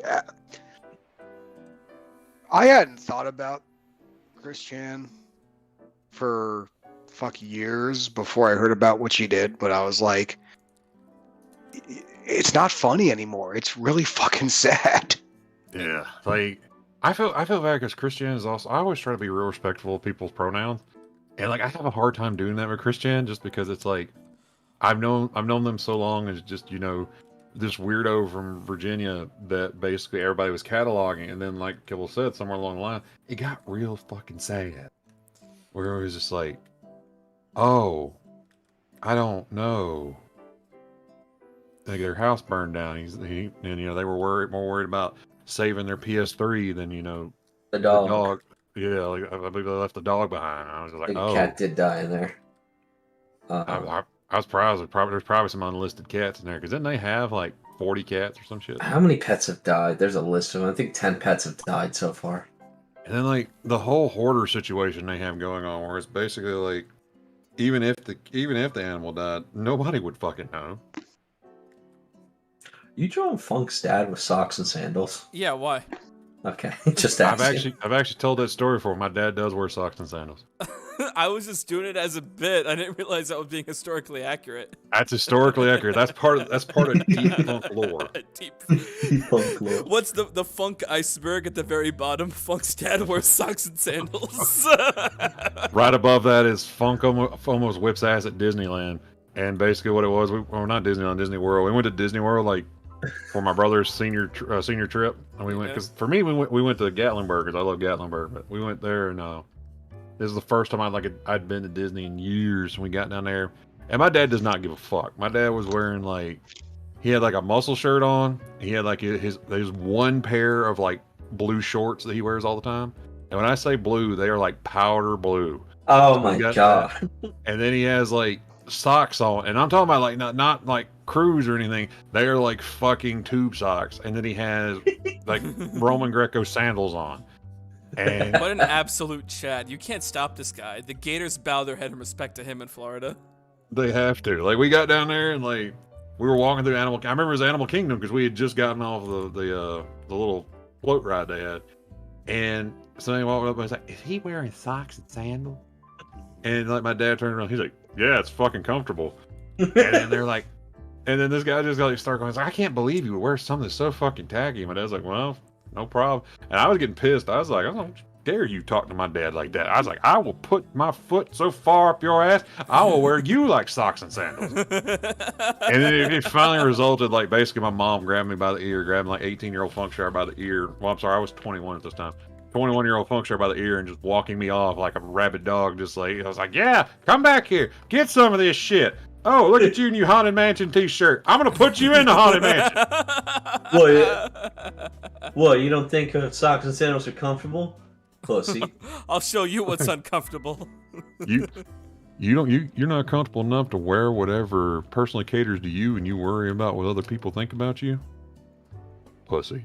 It's that Funkshire iceberg deepest lore. What's at the very bottom, Funk? It's at the very The bottom. chicken nugget story. Probably, yeah, the chicken nugget story. Probably the chicken nugget story and That's pretty low. That's pretty down there. the chicken nugget story and the true ending to the leprechaun story. Because I have to censor that at one point because literally a movie trope happened there, but people get mad at me when I say a movie trope because they think I'm being racist with it. But I'm like, no, this is an honest to God movie trope I'm talking about. Yeah. You had it uncensored here on the cast first episode, and no one had a problem. Everyone thought it was a gas. Yeah. So It's like everybody I've ever known just like, oh, we know exactly what you're talking about. I'm like, yeah, you've seen Bagger Vance or Driving Miss Daisy. You know exactly what I'm talking about. You've seen fucking Bruce Almighty. Yeah, it's just like the magical Negro is basically just a thing that's been in movies as long as like black people have been in movies, and it's just something that happens, and it's basically the same as like if I was talking about minstrel shows. It's like it's a historical thing that happened. I can't just name it something else. Like it's like when that guy got mad at me because we were talking about Biloxi where I live now. Biloxi had at one point a Negro League baseball team. He was like, you shouldn't call it that. And I was like, that's what it was called at the time. I know it's not what you would call it now, but at the time it was called the Negro Leagues. If I wanted to find it, you had to go look it up like that. I can't. I'm sorry. Okay, so I was gonna say that. Oh, sorry. Yeah, I was gonna say there's one guy that comes up to this convention center every year. He's like almost like 90 years old. He's like, this is one of the last like Negro League members of the baseball team. We're like, you want to get a picture with him and get a signature? I'm like, yeah, because he's probably the last one. Yeah, like they. So go ahead, Kibbles. I'm sorry. I'm sorry. Real quick, I just want to throw my 2 cents in here. Kansas City's got the Negro Leagues Baseball Museum. Yeah. And I'm a huge baseball guy. Same. Some of the best baseball players of all time they never played in the major leagues because they couldn't, but some of the best, honest to God, some of the best baseball players of all times played in the Negro Leagues. It's true. Like they always do a game. They do a couple games down here where they'll wear the Negro League jerseys down here. Yep. And, Kansas, the Royals do that. They'll wear the Monarchs throwback. As a matter of fact, Kansas City just got a new minor league baseball team called the Monarchs. So pretty excited about that.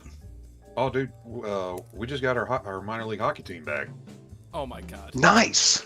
They're trying to find a team to attach it to, but they did announce that the Mississippi Seawolves will be coming back in 2022. They did a limited run series where they did 3 games, and basically they had some teams from the same league. One team would take turns pretending to be the Seawolves for the most part, and they did all that, had them going. And the first night, like I think they said 2,500 people showed up. The second night, I think they said like 4,000 people showed up, and then the third night they sold out the Coliseum, which is like 10,000 people. So. Nice. They're like, it's coming back, bring it back, because like now Biloxi has a minor league baseball team with the Shuckers, who are affiliated with the Brewers. They're the Brewers AA, and then now we're getting a hockey team back because Mississippi will never get a pro league team, like a pro league team.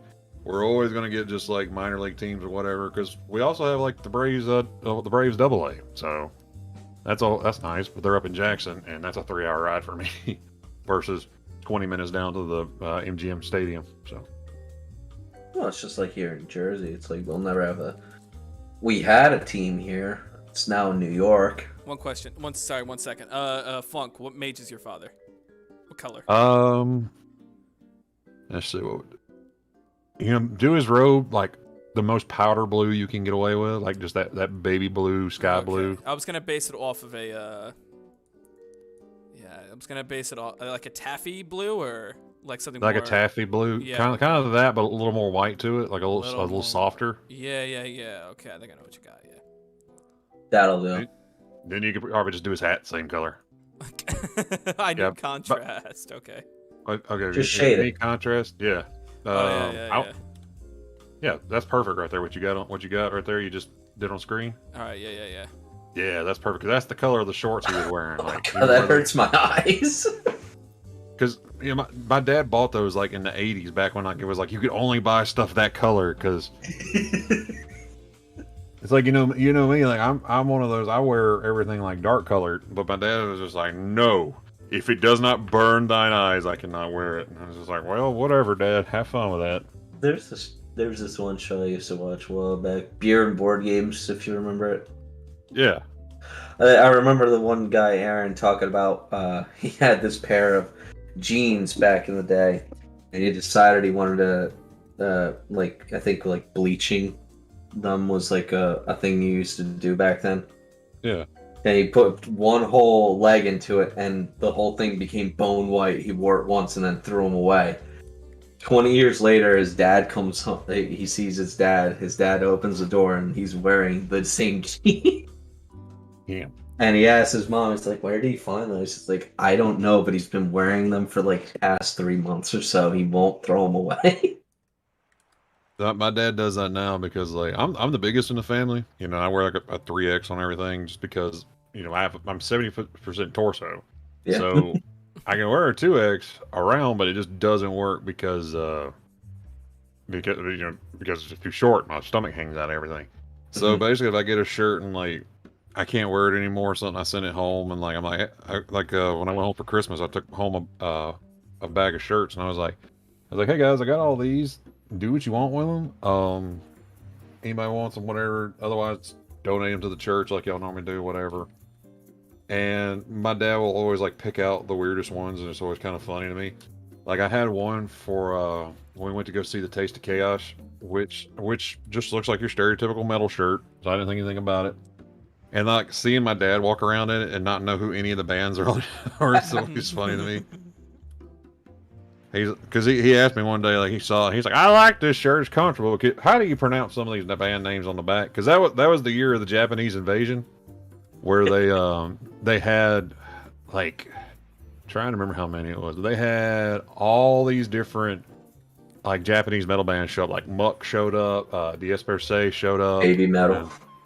But this is before Baby Metal. This is back in like this is like 06. Right, oh, okay. So Baby Metal was still doing their paying their dues thing, but which I've always thought Baby Metal was pretty cool. Even though I was really pissed off, like I heard Elevator Girl like in Japanese, was like, oh, that's really cool, and then like they released an English version, and I was like, oh, I'm gonna listen to that, and then I realized it's just the same 3 lyrics over and over again. And I was just like, you lied to me. It's just, hey lady, are you going? And I was like, and then that's it. That's the whole thing. That's the whole fucking song. Just more stories of Funk being, disappointed and assaulted by the Japanese people. So Funk, you've talked a bit about how your mom knows that you like to draw beautiful women, Yep. No. I was very supportive. So boys, how do your parents react to your like nerdy shit? If it's like, if your power level ever gets revealed, how do your parents or your family members react to it? My parents think I'm a fucking loser for reading comic books. That's right. They're like, what are you doing? Books. I like comics. I don't know. It's like, it's not the fact. It's like, why aren't you reading like Batman? Or it's like I'm reading this one called like regarding Oswald's body, where it's like the whole concept is like, what if oh god, Lee Harvey Oswald wasn't killed, but instead his body was swapped with a double. And they're like, why are you reading this? Why aren't you like reading Batman or Superman? I'm like, it's Superman and Batman are kind of stale, and this is interesting. It's like their little Bush League, yeah. Dude, I still like Superman and Batman, but it's like, I don't just want to read them all the time. I'm kind of with The Bill. Avengers I suck. like graphic novels better than I do actual comic books. Because it's like, graphic novels can be fucking amazing and original and really cool, but then like, I don't know, how many times can I see somebody in the Bat family die before you get fucking sick of it? Exactly. Also, Wiener has a point, big muscle women. Okay, so like, the way basically like, so here's 2 freebie Funk stories because this is kind of silly.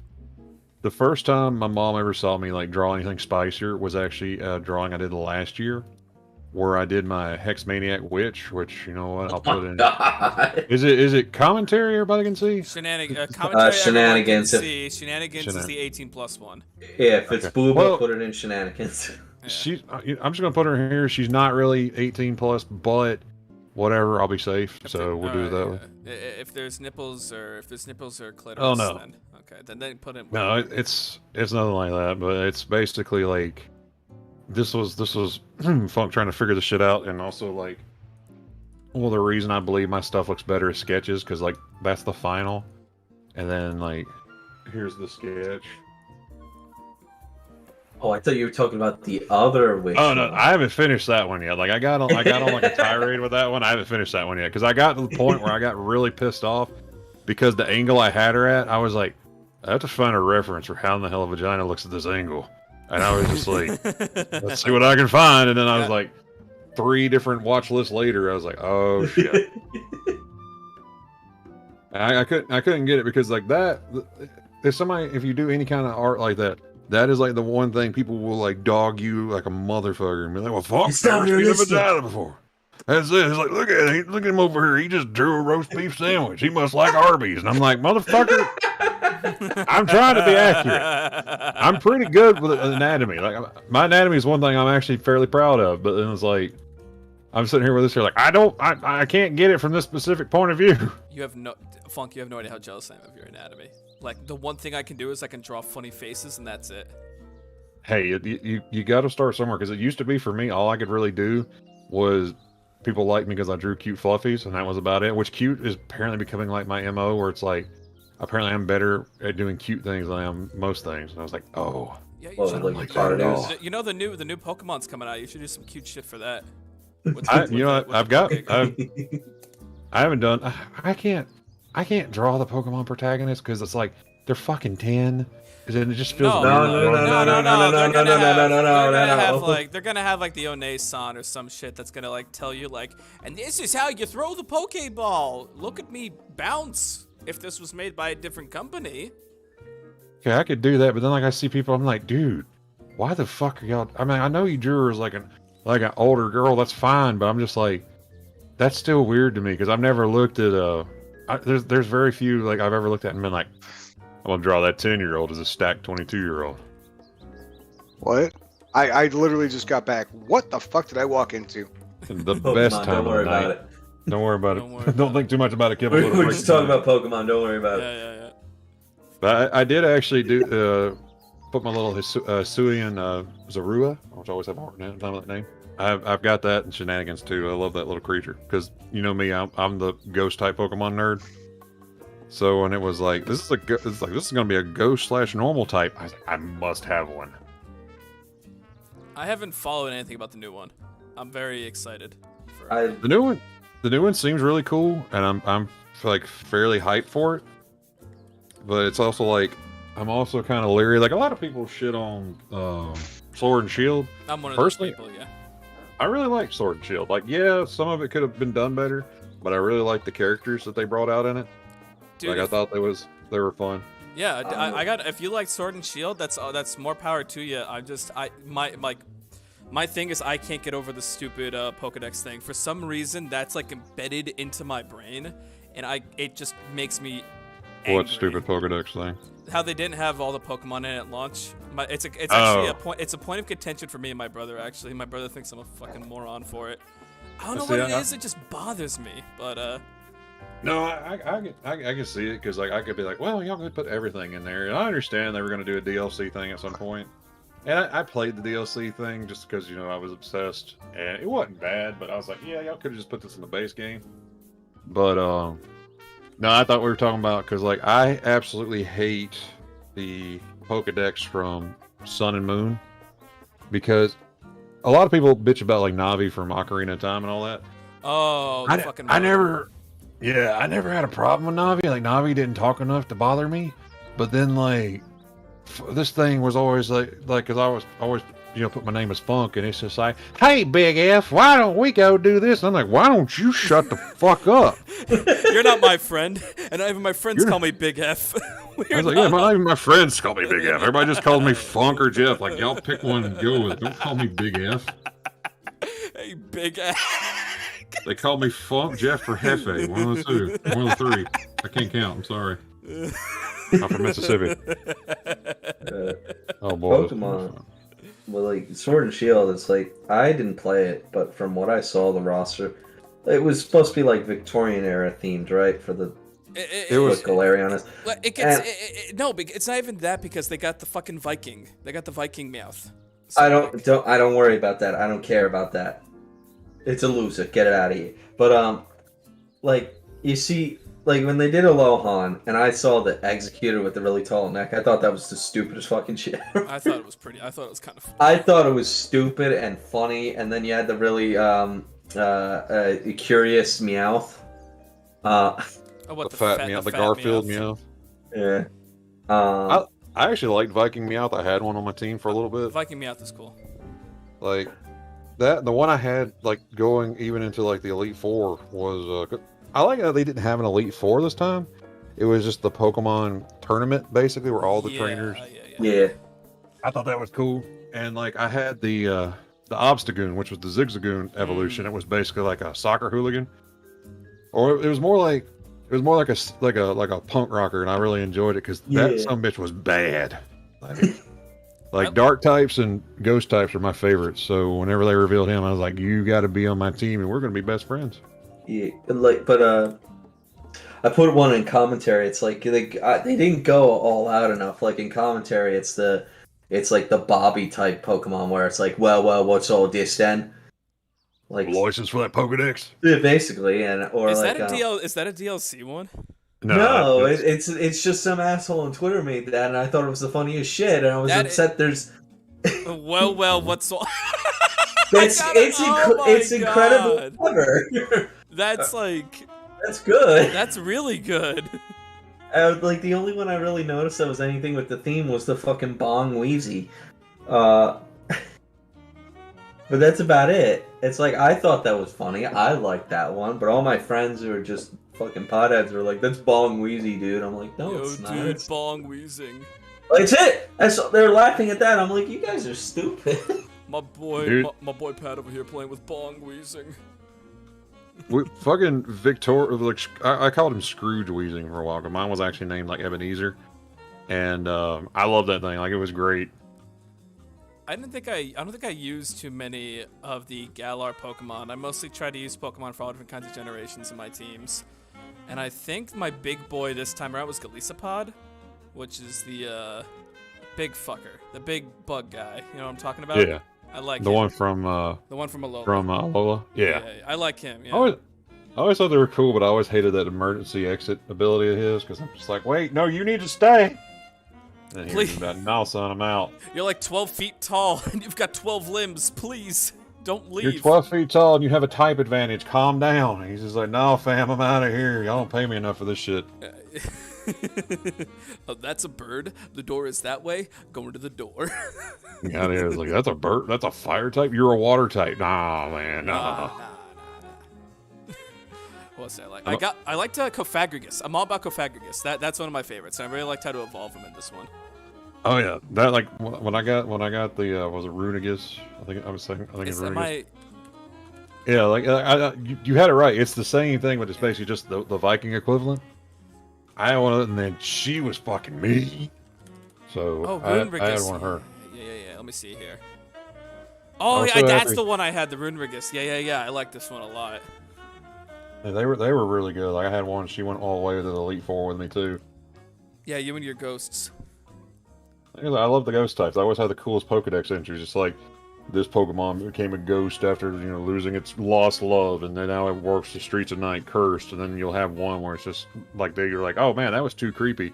We need to make it less creepy. Then it's like this one became a ghost because they thought it would be fun to stay up all night. And like, the fuck is that? Then you have this one. It's like this one eats babies. It's like wait, what?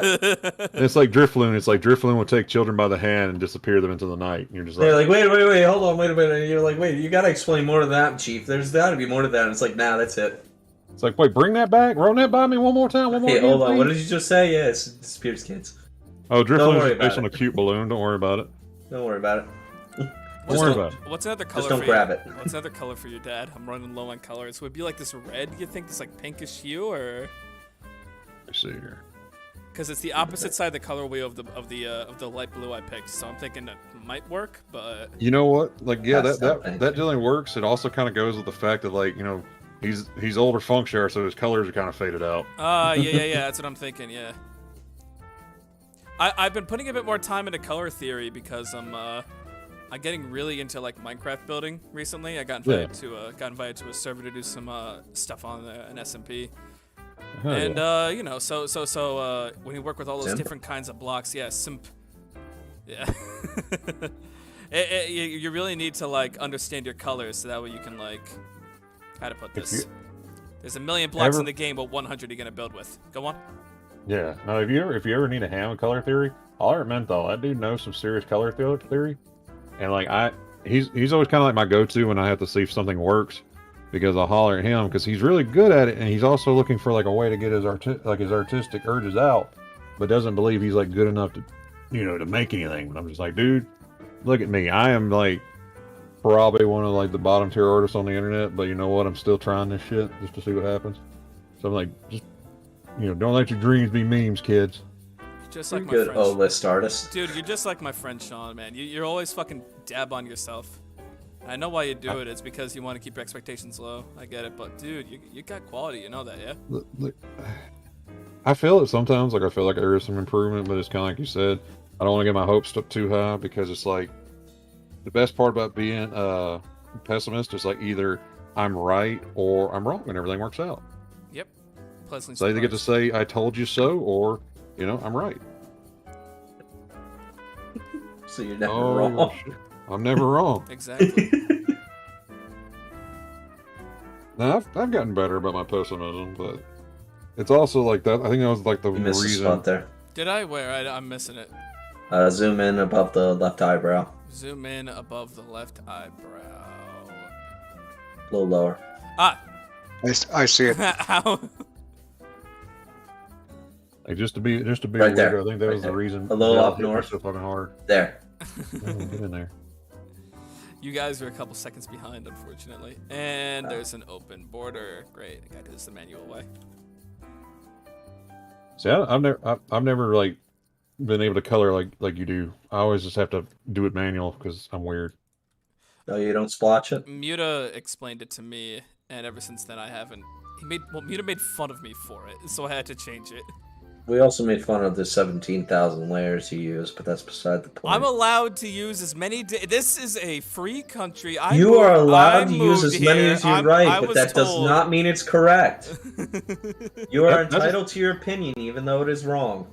That's what's always funny to me is like Andy always really likes my sketching, and I'm always kind of proud of my sketching. Sketching is usually 2 layers for me, and then everything else is like 128 layers. I'm just like, I get it eventually, but then like sketching, I'm like, all right, this looks good. How many layers did you use, Funk? Well, I kind of fucked up and only used 1, so I hope I don't mess up. We don't need lines here. We don't need lines where we're going.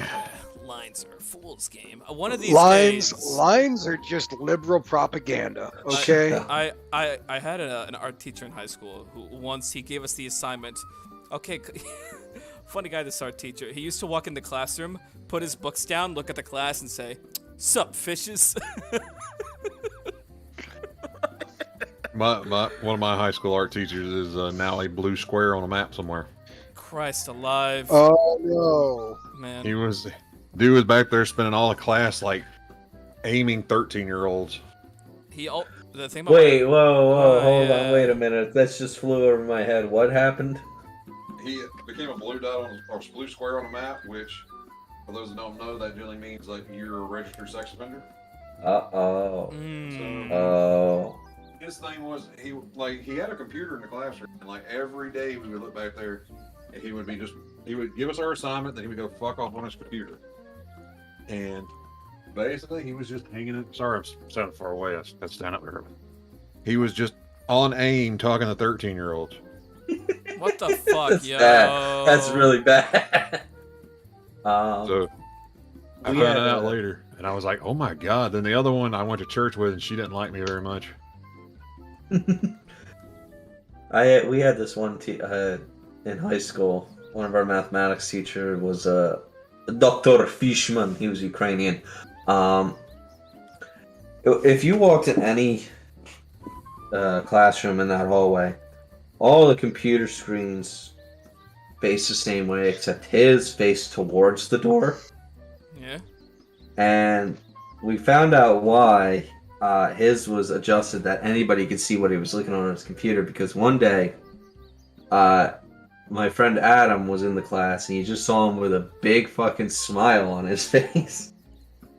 And he took a peek when he left the room real quick, and he's just watching porn. He's just straight up watching. He's just watching porn. Listen, he ain't doing nothing. He's just watching it and having a good time.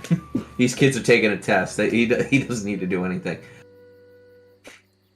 That's scuzzy. I don't.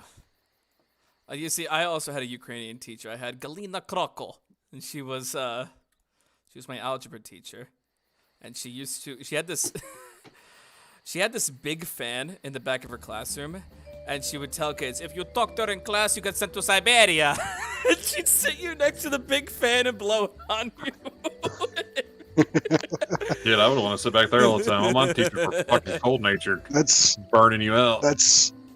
I've got some of my professors are from Bulgaria.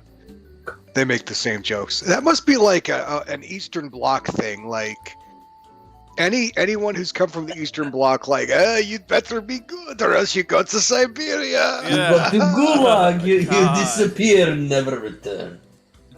I remember the first time I met that. It's two professors. They're brothers. They came to America at the same time from, the old country. They escaped the curtain. And Like, which one? Yes. Yes. So they're both doctors. It's Dr. Popov and Dr. Popov. Okay. And the first time I met the elder doctor, he told us a story. Yes, I used to work for Soviet Union. When I was born, the first thing I knew was AK-47. Okay. All right. But then you look at his fucking CV, and it's like, oh no shit, he was a nuclear engineer in the Soviet Union.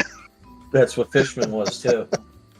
It's like, what? Okay. You're now a high school mathematics professor. Okay. So They moved up. They're college professors. Oh, they so got the adjuncts or full on? Full on. Actually. Oh, they got the. I think the older doctor is now the dean of the college. Well, good for him. Okay. But yeah, he spent fucking years working for the government. Probably because he knew things that,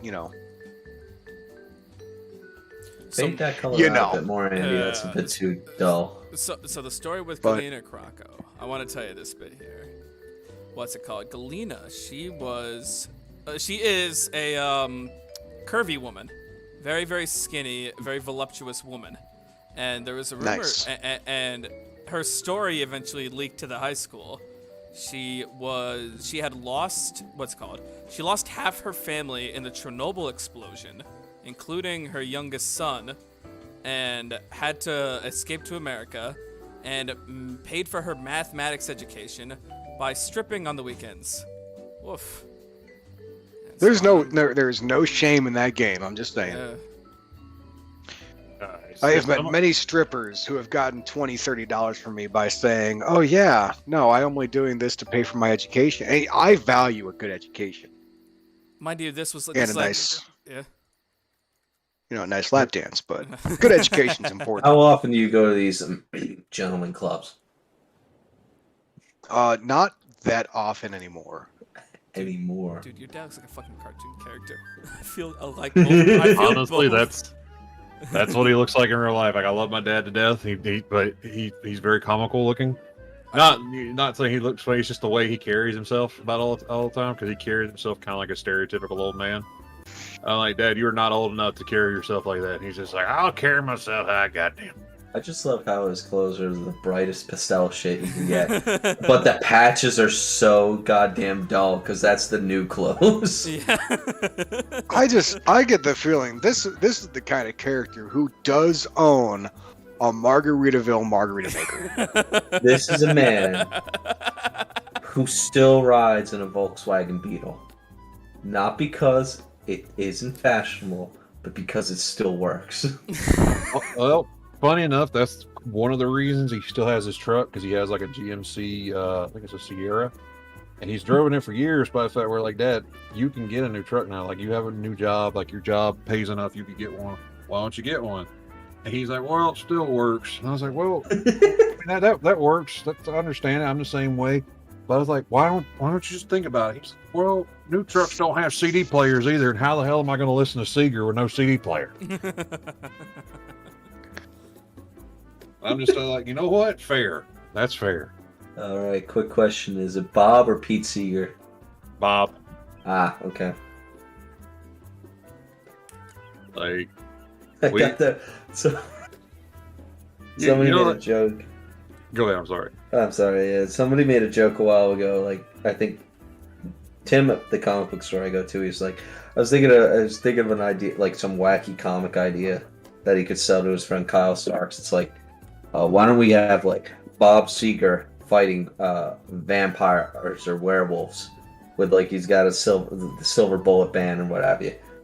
And for some reason, my brain just says Seeger. I'm like, Pete Seeger fighting werewolves and zombies and vampires. I'm just thinking of this man with a little banjo just going like, I don't know. My brain fell out of my ear. I don't know what's going on. I've always been one of those people, like, until recently. I would always listen to like some other music while I'm playing video games. Mhm. It's like certain albums I affiliate with certain things, like a lot like Final Fantasy IX. I always associate with Creed's Human Clay, back before, you know, like Creed got just be a fucking joke of itself. And then like, and this one's the one that everybody laughs about.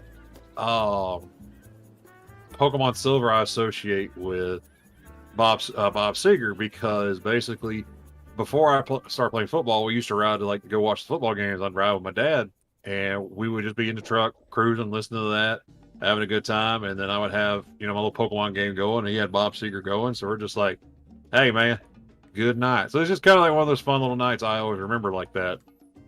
And it's just weird. Like, I'm looking right now on my desk, I have a copy of Soul Silver, and I can look at it for some reason here, Hollywood Nights. I'm like, that's weird, but okay.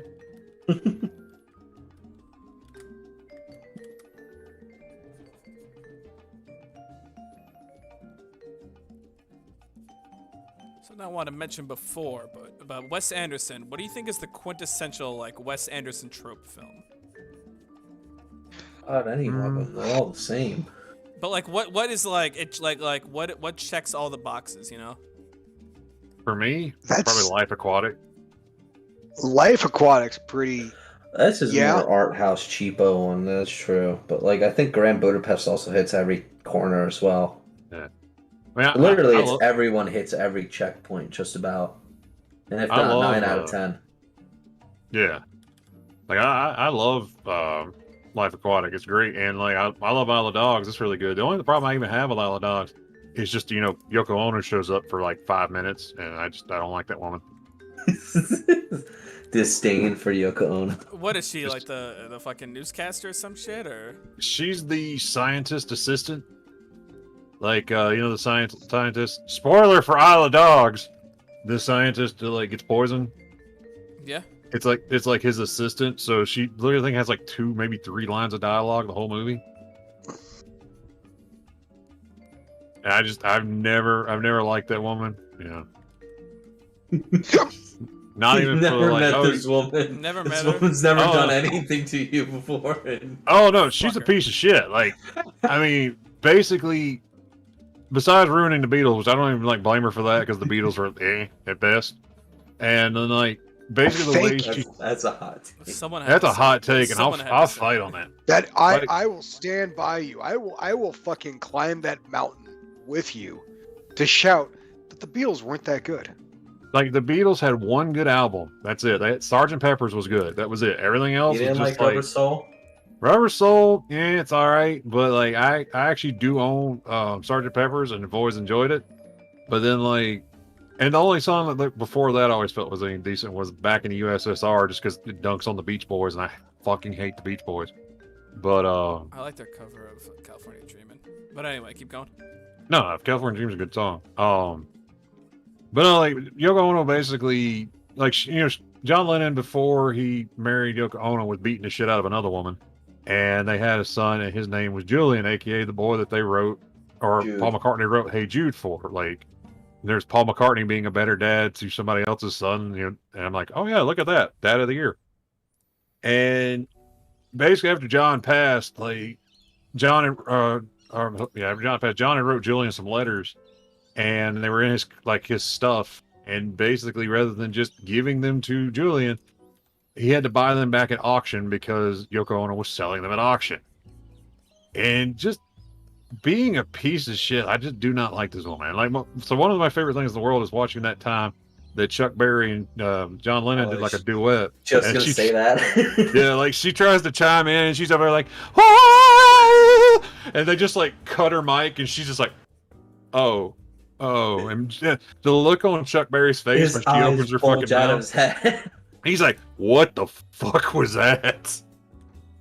He's like, because Chuck Berry was already an eccentric dude. Like he was already like scary, insane. And you just hear this woman just go, "Woo!" And you're like, oh no, he might just walk off. Exactly. I was like, dude, if I was him, I'd have just walked off, still playing the guitar, and just walk off the stage. Oh, here it is. I found a perfect image of it. I'm gonna put it in commentary. Let me see this guy. It's a little. That Jesus Christ. that is the face of a man who just heard the devil behind him, and he's just like, no. I can't turn around. It'll take my soul. If I turn around, I'll have to look it in the eye. But like, because she didn't sing, she just got up there and made a racket. Yeah, she just. Oh, here's the gif. That's just he's just singing with John. Oh, the fucking thing doesn't look. Piece of shit. Never mind. There's a gif on there as well. If you look up Chuck Berry eyes bulge, there's a gif where you can launch it, and you can see the exact moment where his eyes bulge out, and it cuts to Oko going. Like, I mean, you would have thought somebody like shot a bottle rocket up his ass, like the way he designed. Like, Basically, yeah. Wait. Chuck Berry. Yeah. Yeah, Chuck Berry is in strawberry. Yeah. You know, Johnny Be Good, Chuck Berry. And I think that's like the only song I can think of, but I don't want to get yelled at right now.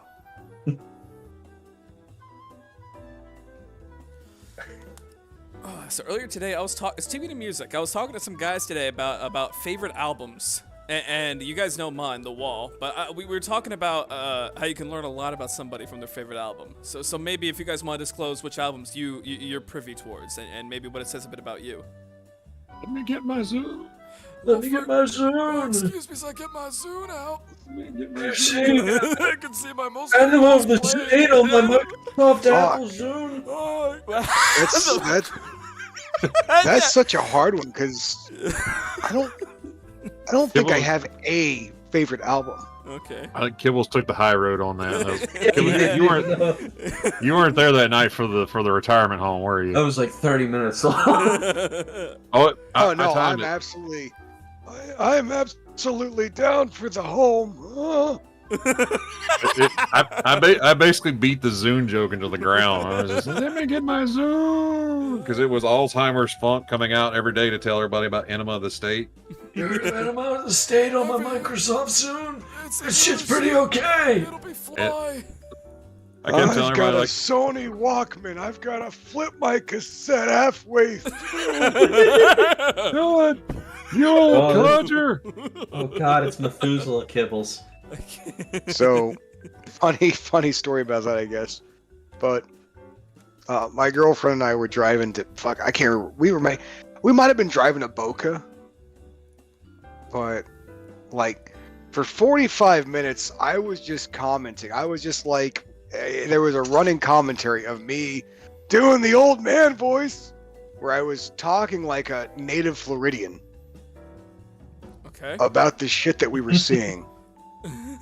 Okay. And I was just making up these fucking wild stories like, it's Sunset Avenue. 40 years ago, Sunset Avenue used to be nothing but the Everglades. Like, you would drive down Sunset, and you would be molested by alligators.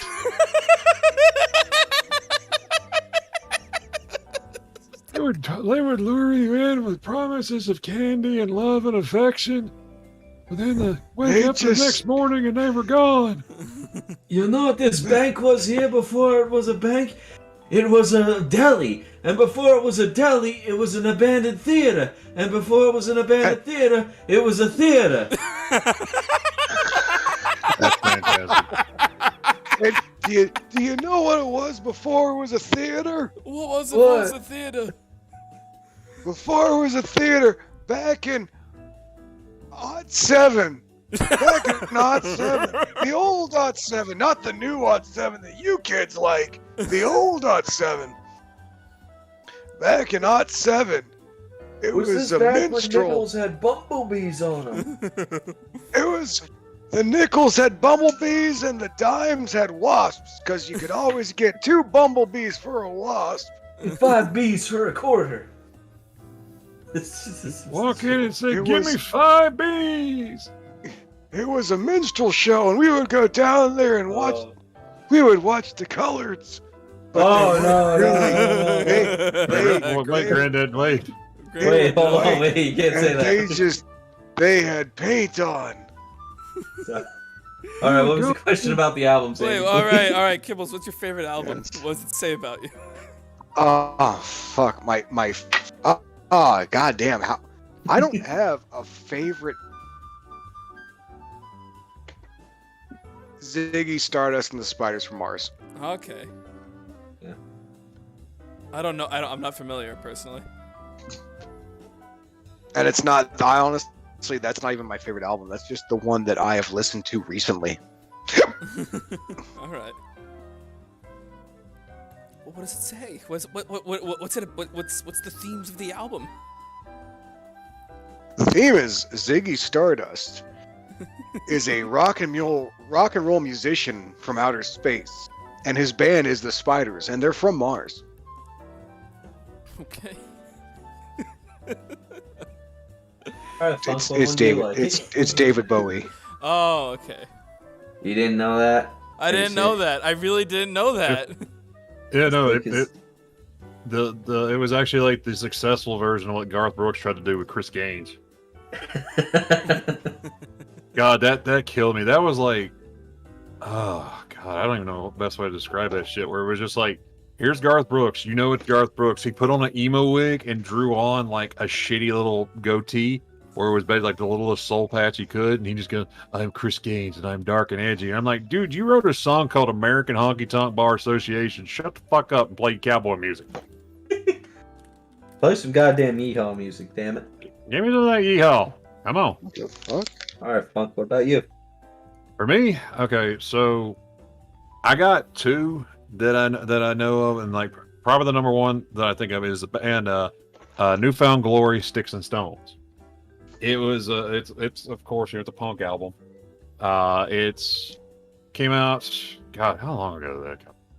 It's been a while now, and I had that album, and it was a really good album, and it's a very, I always called it a very over the summer album, because it's kind of like, it came out, I think I was like 15, and it just hit different from the way it sounded and everything about it. Cause I think it was 2000 it came out, and 2002 maybe, can't quite remember, 2001.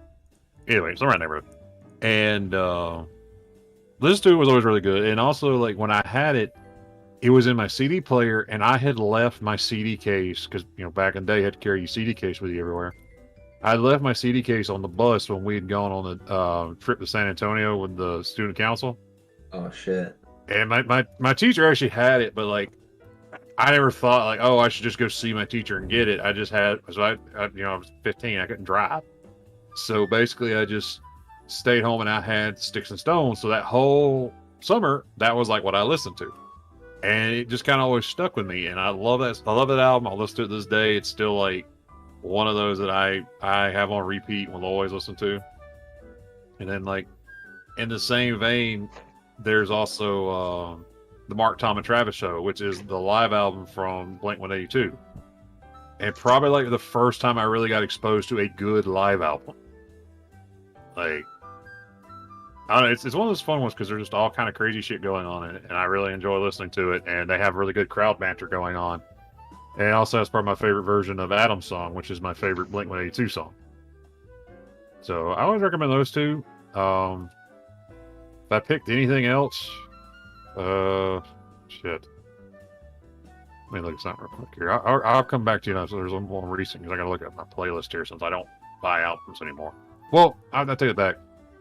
Demon Days by Gorillaz is kind of one of those albums I think is like a perfect album.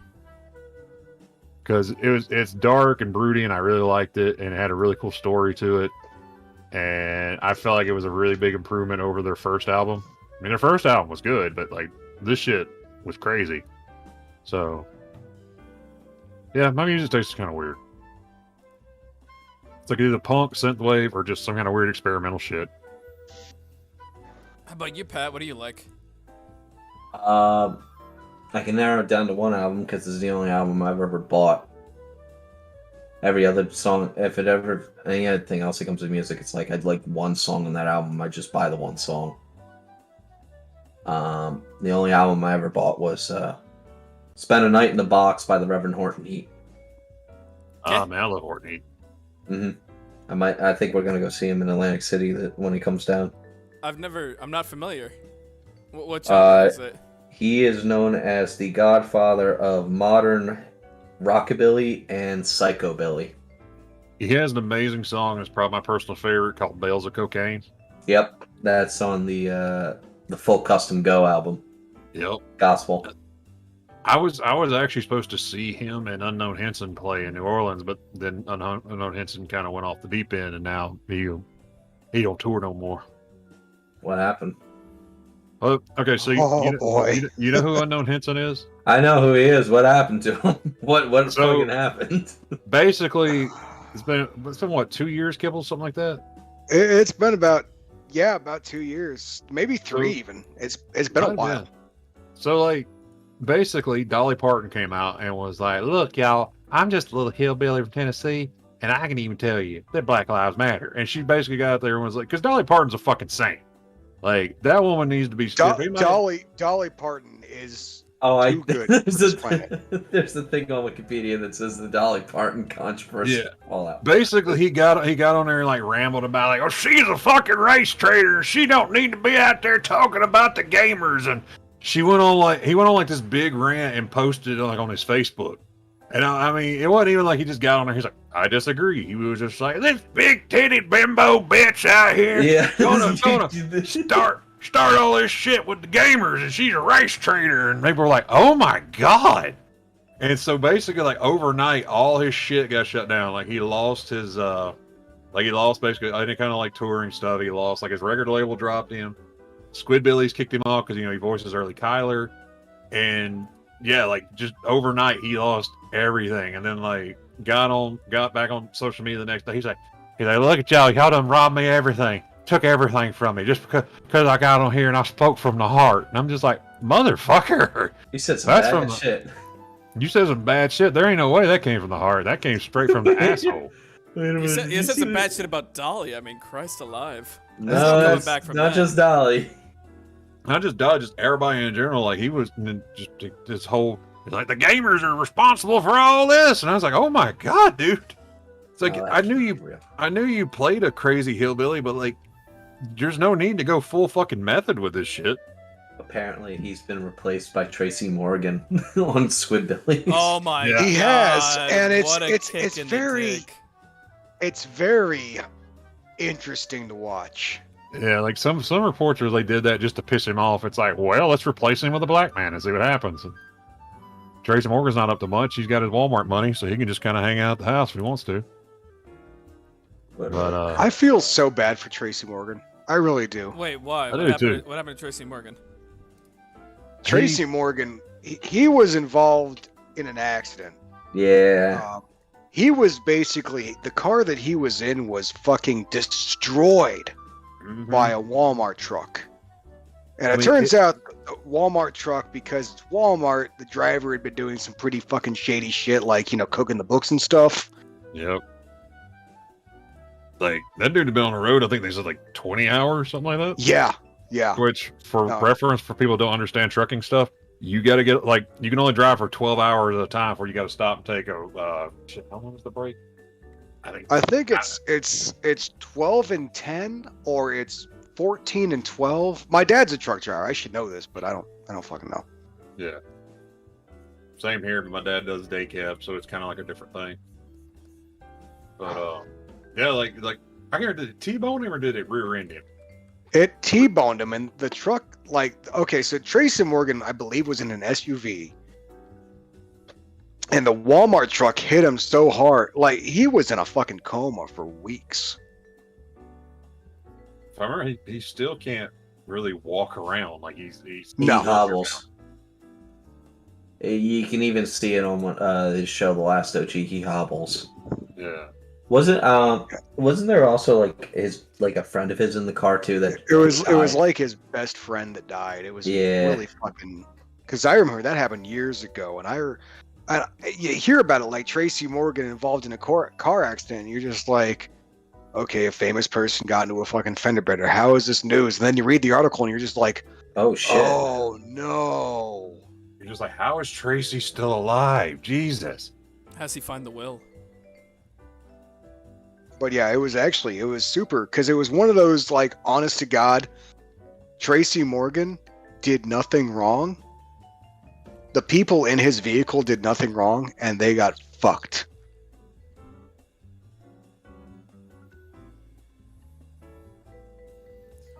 Oof. Oh, Agony, don't worry about it. We'll be finishing up soon anyway. Things are winding down. Christ. So let me see. Let's see. Closing up some stuff. Couple last minute things. So so about me a bit. I'm moving soon. Central Jersey. That'll be fun. Hell yeah. Yeah. Hey, me too, dude. Kibbles. Not the Jersey. Kibbles is also moving to Central Jersey with me. We found a condominium. Yeah, we're gonna be life partners. Yeah. He'll be transmuting the soul of his girlfriend into my body. It'll be painful. It's gonna be fun. It's gonna be fun. It'll It's gonna be fun. It'll be You're tons. going to tons of introduce fun. yourself. Mhm. This is my heteronormative life partner, Andy. Yep. And just like go for it. What else? All right, I mentioned this in passing before, but Fluffy Community is down for a while, so you're not able Good. to post or read anything. Unable to post or read anything, and a couple people are pretty upset about it. A couple people are pretty sad. You know what? Yeah? The people that are getting all butthurt about, I understand if, like, a website you enjoy is down and you're like, oh, that sucks. The people that are getting honest to God upset about it, one, go fuck yourself, because keeping a website online is fucking work. Yep. All right. So God forbid that something that people are putting, this is their fucking passion project, it's free to you. Like, God forbid that something that is free to you, that people are doing because it is their passion, they like doing this shit, is down because, hey, it's technology. If you're honest to God upset about that, go fuck yourself. That's my 2 cents. Sorry. Yeah, it's all right. And then let me see. I know the site is basically run out of Virgil's brother's attic. I think he's got two towers set up, and that's Fluffy Community. But they have, I think, a full backup ready. The problem is with the host. I think the software that they license out for the website underwent an update, and it broke everything. So I think that the staff right now is currently trying to. Yeah, that transition sounds about right. Yep. So. Oh, we tweaked this one thing. What could go wrong? Oh, everything's broken. Everything's broken. So if you get a moment to talk to any of the Fluffy Community staff, people like Virgil, Stone Roge, Mr. Owl, send them your love. And be patient. I think Yeah. I am very, very, very, very rarely on the website anymore, just because I moved past that, and I was doing good, and then you motherfuckers dragged me back in, Andy. Kibbles, you're great. You don't understand. You're so talented. We didn't drag you back in. I'm- That's You- it. You could never leave to motherfuckers. begin with. You dragged me back in. That's why, like, I'm waiting for like your schedule to finally get to the point where you're not working 47 hours a day, so I can drag you on the Fluffcast. Yep. Oh, dude, it's gonna happen. I fucking start with my new company Friday. I'm going through orientation, all that stuff, Hell yeah. and then I don't know if it's gonna be like. I'm working first shift, which is day shift, which is super Okay. cool. Perfectly fine with Okay. that. I spent 5 years working night shift. I don't want to go back. I Christ. kind of don't blame, but at the same time, I'm nocturnal, so it's like I kind of want to work night shift, but the job I work at does not have a night shift. It's just 7 to 5 every day, and now I'm having to drive to Mobile and go work over there because they're eat up with the Corona. So if I have the Rona, y'all know why. I'm just kind of like, well, whatever. At this point, I'm just going to be happy and take my 10-day vacation and go home. Did you guys, Funk? You had it right. You got the plague, or I did not. I got something similar and had to sit through fucking quarantine on my birthday, which sucked. And I was just sitting there like, well, this sucks. I can't breathe. My arms hurt. And yeah, can't taste this pizza my mom got me for my birthday. Cause Did you, Mhm. Funk? You got the vaccines like a good dog, right? I did. I went and got them because I was like, fuck yeah, 5G. Fuck yeah. So I got both vaccines and the booster because I'm a good dog. You know, they say, hey, you got to get your shots. I'm gonna get my shots.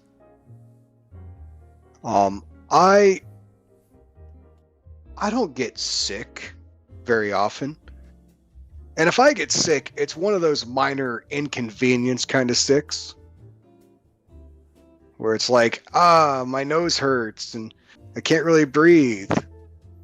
hmm You know, one of those where I make it Yeah. sound like I'm dying, but I'm actually doing fucking fine. I'm just minorly inconvenienced. yeah. So I came home, I visited for a few days with my girlfriend, and I flew back. I'm pretty sure I caught the Rona. You never got it properly. 'Cause tested, I have- or- No, I didn't get tested because testing just means that you're positive. So fuck that shit. Yeah. So I have never had a cold where I, honest to God, could not smell anything. Like I've had a cold Hmm. affect my sinuses. I've had a cold affect my taste. Yeah, But- I did. Go ahead. I'm sorry. Oh, I'm almost done. I'm sorry. No, you're good. I woke up at like midnight and I'm like, fuck, why am I so goddamn hot? So I go downstairs, I take my temperature, it's like 101.7. I'm like, oh shit, I've got a fever. This is not good. So I go into the kitchen and I fucking open up my bag of coffee and I bury my face in the bag of coffee and I'm like, okay, I can still smell coffee. We're good. I go ahead and I text my manager like, hey, got a fever. Not going to come in tomorrow. Just a heads up. I wake up the next day, or the same day, I guess, at like 7. And I'm like, okay, let's just double check. I go downstairs, make myself a cup of coffee, and I'm drinking this coffee. And I'm just like, this tastes like fucking hot water. Got no taste. No. Uh-oh. So I go and I bury my fucking face in this bag of coffee again. And I realize I can't taste or smell a fucking thing. Oh no. I have never had a cold, ever, where I honest to God lost my sense of taste or smell. So I do the COVID little rapid test thing. It's like, oh, you're negative. I'm like, okay, cool. And I go to work the next day. I wear a mask because, you know, just in case, hey, best case scenario, I keep my coworkers from getting the cold. Apparently, the rapid tests, you don't show positive until like 3 days after the onset of symptoms. You had a false Oh, you had a false Christ. negative. That's why I Yeah, sit in so- quarantine. I went to work probably with COVID for 2 weeks. I've But I wore a Patient fucking zero. mask. I wore a Shame. mask, and none of my coworkers got sick. that's good. At Now, least. you said coffee. Was that communal coffee or was that at your own house? My own house. Okay, I was gonna say if you And I- sniff the, Yeah, he the just- company coffee beans, it's like, oh Yeah, no, you, yeah. He just No, dripped- we- tainted the supply. Just dripped some We of his had nose a fluid. Keurig. We had a Keurig at the office. Oh, okay. Okay. okay. Yeah. No, this was at my own house, and I make my fucking coffee strong, and I use the dark roast. So not being able to smell that was definitely a fucking trip. Believe it. I had like yeah. I know what I had like before I went into quarantine, but they made me get a test anyway. Then I had to wait for the results before I could go back to work, which I didn't mind. But when I was like, well, shit, what if this really is it? Because basically, I was a bad head cold because I went on vacation the week of Thanksgiving. Like I usually was left to my PTO to take that off. Then my brother came down to go with me to the Ren Fair on that Saturday. And we got in the car, got like halfway there, and I look over and he's like snotting and sneezing. I was like, "You all right?" He's like, "Yeah, I got a head cold." I was like, "Why didn't you fucking tell me before we got in the car?" And he's like, "Oh, whatever." So basically, I caught his head cold, but it was pretty bad because like if I catch anything from like anybody from my family, it's always really fucking bad. Stomach viruses, shit like that. So I had that, but they made me wait in quarantine anyway. I couldn't really leave because I was like, well, I can't go out for a fucking birthday dinner with my family, being in quarantine because that's going to look suspect. So that's going to be weird. And I didn't want to say at the time, so I just went with the fucking I'll be in quarantine, whatever. Because I didn't want to tell my brother, oh, yeah, you got me sick because you came down here like an asshole. But I'll say it now because I know he doesn't keep up with fluffies, where I'm just like, you came in here like an asshole sick and got me sick. And I'm just like, why would you do that? No, I don't know. Being in quarantine twice this year was weird. It's like the first time I was really paranoid because I've been convinced like they're going to fire me at work. And then the second time I was like, I don't give a fuck at this point. Fire me. Do it, you pussy. Fucking fire me. I never got it. I've had to take the test like 5 times, I think, and each time it's just like, no, you're clean. And I've been in like the worst jobs for it. So I've got like them high. I'm in like the densest state, high transmission rate jobs, and I still haven't got it. I'm going for the world record, I've only had the one brain tickle. Well, no, I've had it 3 times, but that was back when the incident with my leg happened, where I had to go to the doctors. Yeah. Wait, you had the plague 3 times? No, I had to get the plague 3 times checked just because I went because of my burn. Remember? Right, And, yeah. But anyway, I always wore my mask everywhere. It's like I immediately got the vaccine as soon as I could. I had to get that chip implanted because I've had the flu before, and I never want to be that sick again. Oh no, That sucks. Oh, hi, Santa. What's kind of funny is I've had to go work at our mobile store for the next week because they have I think 5 people out with the thing. And they're like, we need somebody that can go over there. And they're like, we'll pay you mileage to go over there. And my little car, them paying me mileage, I get like 75 cents a mile. My car gets 30 miles to the gallon. So basically, I'm going to profit like a motherfucker off the mileage alone. Nice. So I was like, fuck it. I was telling my coworkers, I was like, yeah, I'm kind of worried about going over there just because they got so many people out with the fucking Rona.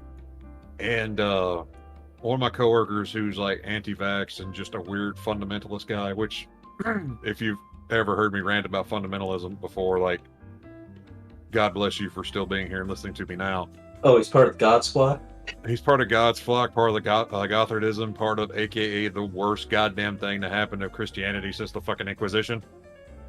It's pretty bad. But basically, like I said, so I was like, yeah, I'm kind of worried about going over there with all these people get out. And he's like, well, you got the vaccine. What you worried about? And I was like, well, I wear shoes, but I also don't want to go walk on broken glass. So I'm like, you don't understand how science works. It's like, you don't understand. The only thing science you understand is you have an iPhone. That's as high tech as you got. Calm the fuck down. I was like, not everything can be fixed with prayer and shit. I was like, yeah, I have a vaccine. I got mine back in May before there were 7 different variants of this shit running around. Yeah, my neighbor ended up catching one variant after he got fully vaccinated. He's like, all right. And then a month later, he's like, this is fucking bullshit. I just got my 2 fucking vaccines and I just got the Rona. Yup. The Rona was fucking rough when I got it. I honestly thought it was going to give me like retinal damage in my right eye because I was seeing those black little swirly dots you see when you have high blood pressure. Yep. But they went away after 2 months. Just because it made me cough and sneeze so goddamn much that I guess I was like bursting blood vessels in my eye or some shit. So two of my brothers have had it, where one got it, he basically just had a headache like a sunbitch for like 3 days, to the point he couldn't even like be in a room with like light coming out from the window. He just had to lay like in a pitch black room for 3 days. My other brother got it, and he had some chest pain for a little bit, which we were more worried about the fact that he has a heart condition. And then basically he got over it, but still has a hard time tasting coffee. Where it's like he'll try it, he'll drink it, but it's like it just doesn't quite taste the same, but it's getting better every day. So, and Yeah. funny enough, both of them are one's married, one's engaged. Like their wives were there the whole time, never fucking got it. And I was just like, that's weird, but okay. That's very lucky.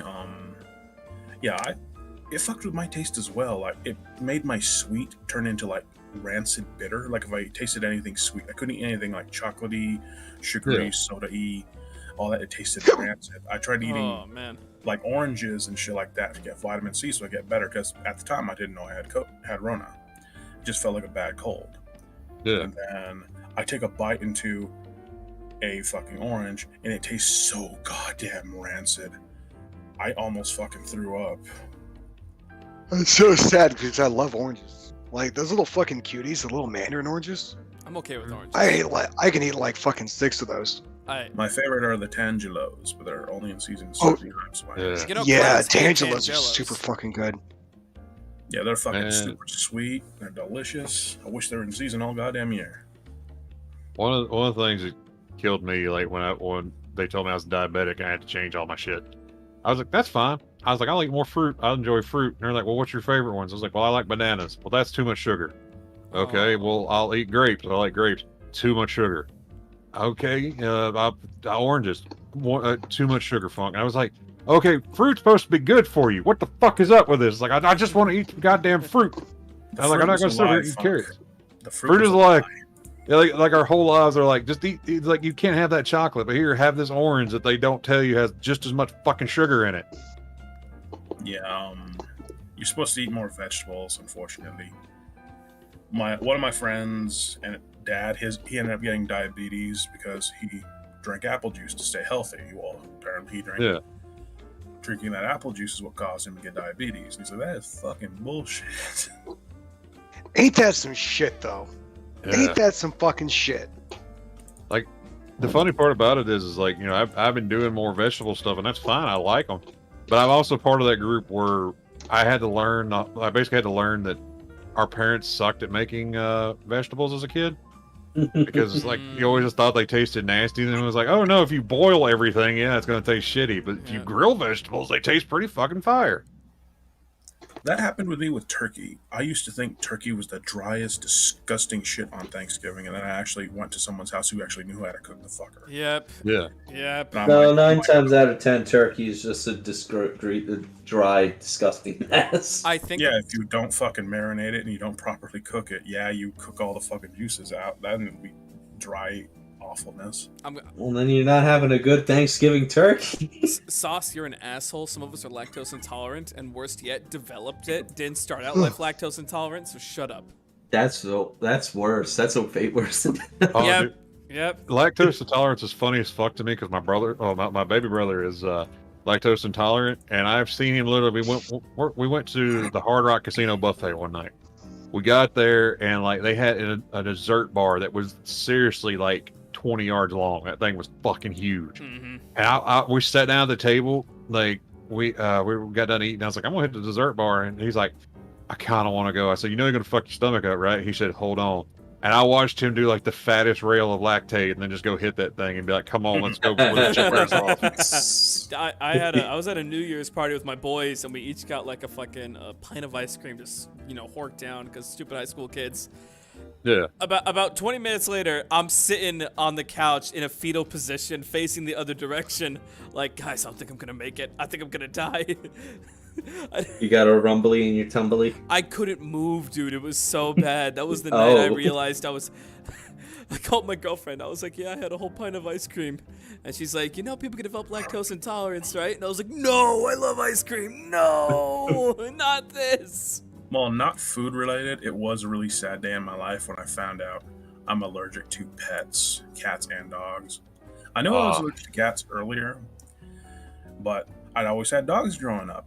And then we got the new puppy. I let it climb on my chest. We're playing with it. She's licking my face.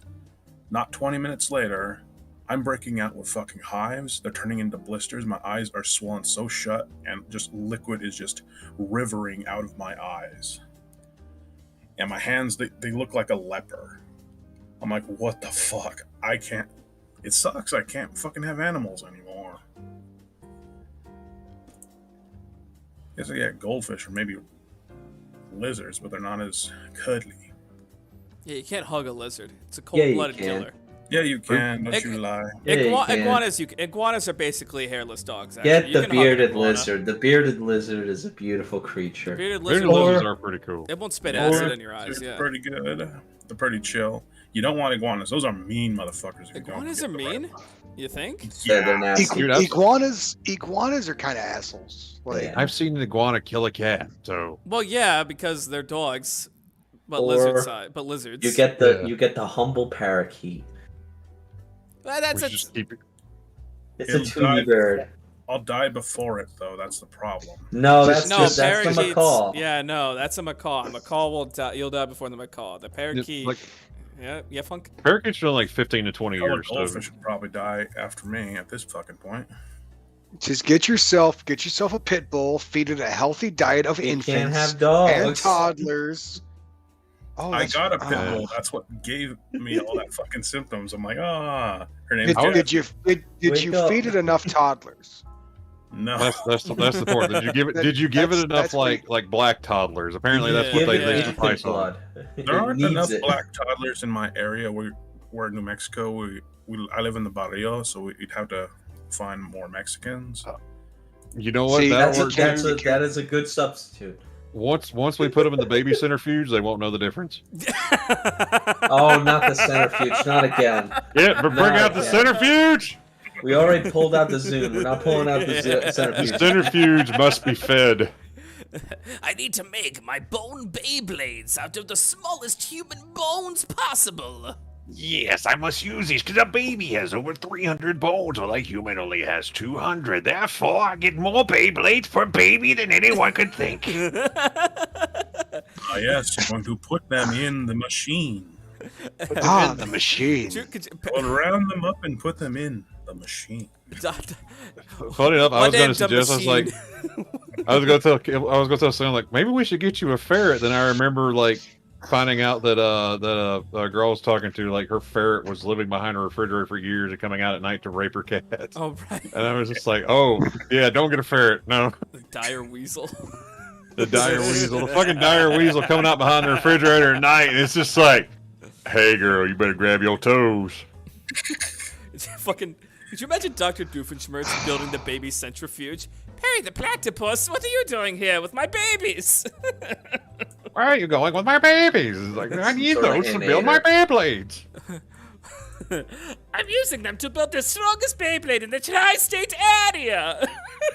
Trying to stop me from becoming the Beyblade champion. and I It's the just can't baby. have that. It is the baby blade Internator or some shit like that. I'm not too It- hot it's on the name, something but like you know. It is the Babyinator. Inator. My name's like Tommy Wiseau. I don't know why.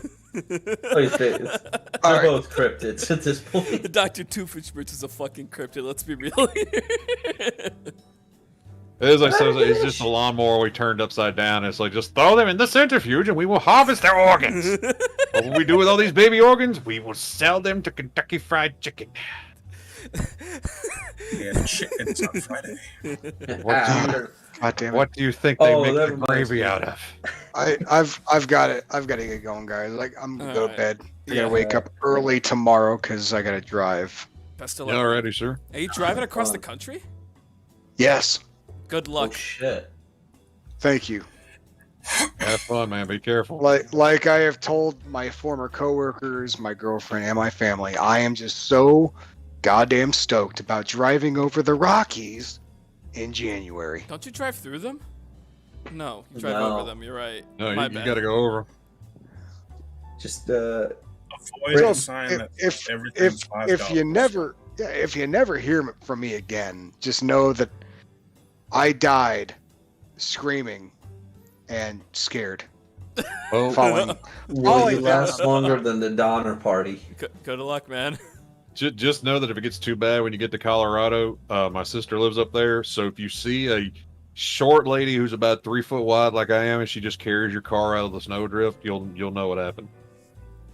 I'll just be like, hey, do you know Jeff by any chance? Do you have a sibling, a brother perhaps? She'll Hey, probably Jeff. tell you an embarrassing story about me or something, and then just like go on. It's like, oh yeah, it's like I was there the time he took the shit in the bucket and didn't tell anybody. I'll be like, yeah, you know what? Thank you, kind, fucking dwarfen lady. By the way, how you doing? Her name- How Give Her What's her- her name name? is Net. Annette? N-E-T-T-E. That's a just gorgeous Net. name. Net. That's a gorgeous name. Funk. How do you feel about nephews? You know what? I'm for it, and it's gonna be exciting to see how this goes. Because if you're gonna see her first and be like, that's not Funk is the proto honky. How is that his sister? Because basically she was a little black girl that adopted me when we were kids because I was cuter than her little brothers. This is what she told me, and I've known her for fucking 30 some odd years now. So basically, I always just call her my sister, and then I introduce her to people, and they're like, how the fuck did that happen? Y'all live in Mississippi. And I'm just like, well, What you ain't saying? so it's like, well, hold on a second. Let me get the history of the Civil War and tell you about a man named Thomas Jefferson before that. And it just turns into Jesus. something. She ends up punching me in the ribs and be like, just tell the man I adopted you. And I'm like, but I want to get here and make him uncomfortable. Give me a fucking minute. I just want to make him uncomfortable. So what do you know about the Abraham Lincoln had the jungle fever? All right, Abraham having the jungle fever. We're looking at 2.5 hours. Boys, we got to call it there. All right. All right, but we had a lot of fun. Funky streaming tonight? I will be in about an hour. Are you going to be playing Halo with Menthol or? I haven't heard from Menthol like much all today, so I'm either going to be drawing or playing Final Fantasy, one of the two. I don't know. I'll see if I can get him woke up. We were going to Halo last night, but I was too fucking tired and he was basically asleep, so we just said, let's see what happens. But Alright. it'll probably just be like a chill stream tonight. All right, seems good, seems good. I'll be over on my brother's channel doing some Minecraft shit. Funk's going to be doing his drawing, so you still got some entertainment if you're Yep. missing out on the And- boys tonight. It looks like I am driving through Heartland Pass. Got it. So Okay. I'm looking forward to that. Thank you very much, Agony, for the tip. I will make sure that no matter what I do, I drive through Heartland Pass. Avoid the sign that says everything $5. That's a horrible ski place. Everything Motherfucking $5. wrong. See, $5 is a lot of fucking money. So Everything is $5. But you want a soda? $5. You want a used car? $5. You want to breathe, motherfucker? $5. $5. You know, they got dead people marking the trail in the Himalayas, or on Mount Everest. Yeah. Yeah. Make a left at the dead guy with the green boots. Ugh. Yeah, like Green Boots, I think is like the most kind of infamous one. I'll say infamous. I'll say Yeah. famous. Yeah. Kibbles, if you see the Donner Party wagon, you've gone too far. If I see the Donner Party, I know that dinner is free. This- Kibbles no, just it's rolls up and he's like, $5. he just takes a big whiff. He's like, something smells good. What y'all making over there? oh. Smell like Yes. pork. Where'd y'all get pork this deep in the mountains? This is that special long pork. You want a bite? Well, you know what? I'm one to try new things. So yeah, let me get a taste. What do you call this? We used to call her Janet. Ah, it's a weird name for a pig, but that's cool. I like it when people give their pets people names. It's kind of cool. All right. I don't like Remember it. how infuriating I don't like it my when friend's people- fiance was when he named his dog Steve. She's like, "No, you need to give it an animal name." She's like, "No, we're gonna name him Steve." But I'm not calling dog Steve. All right, see you, boys. It's like a friend of mine named their baby Paul, and then they're like, "You want to hold him?" I was like, "No, I don't want to hold Paul. I want him to do my fucking taxes."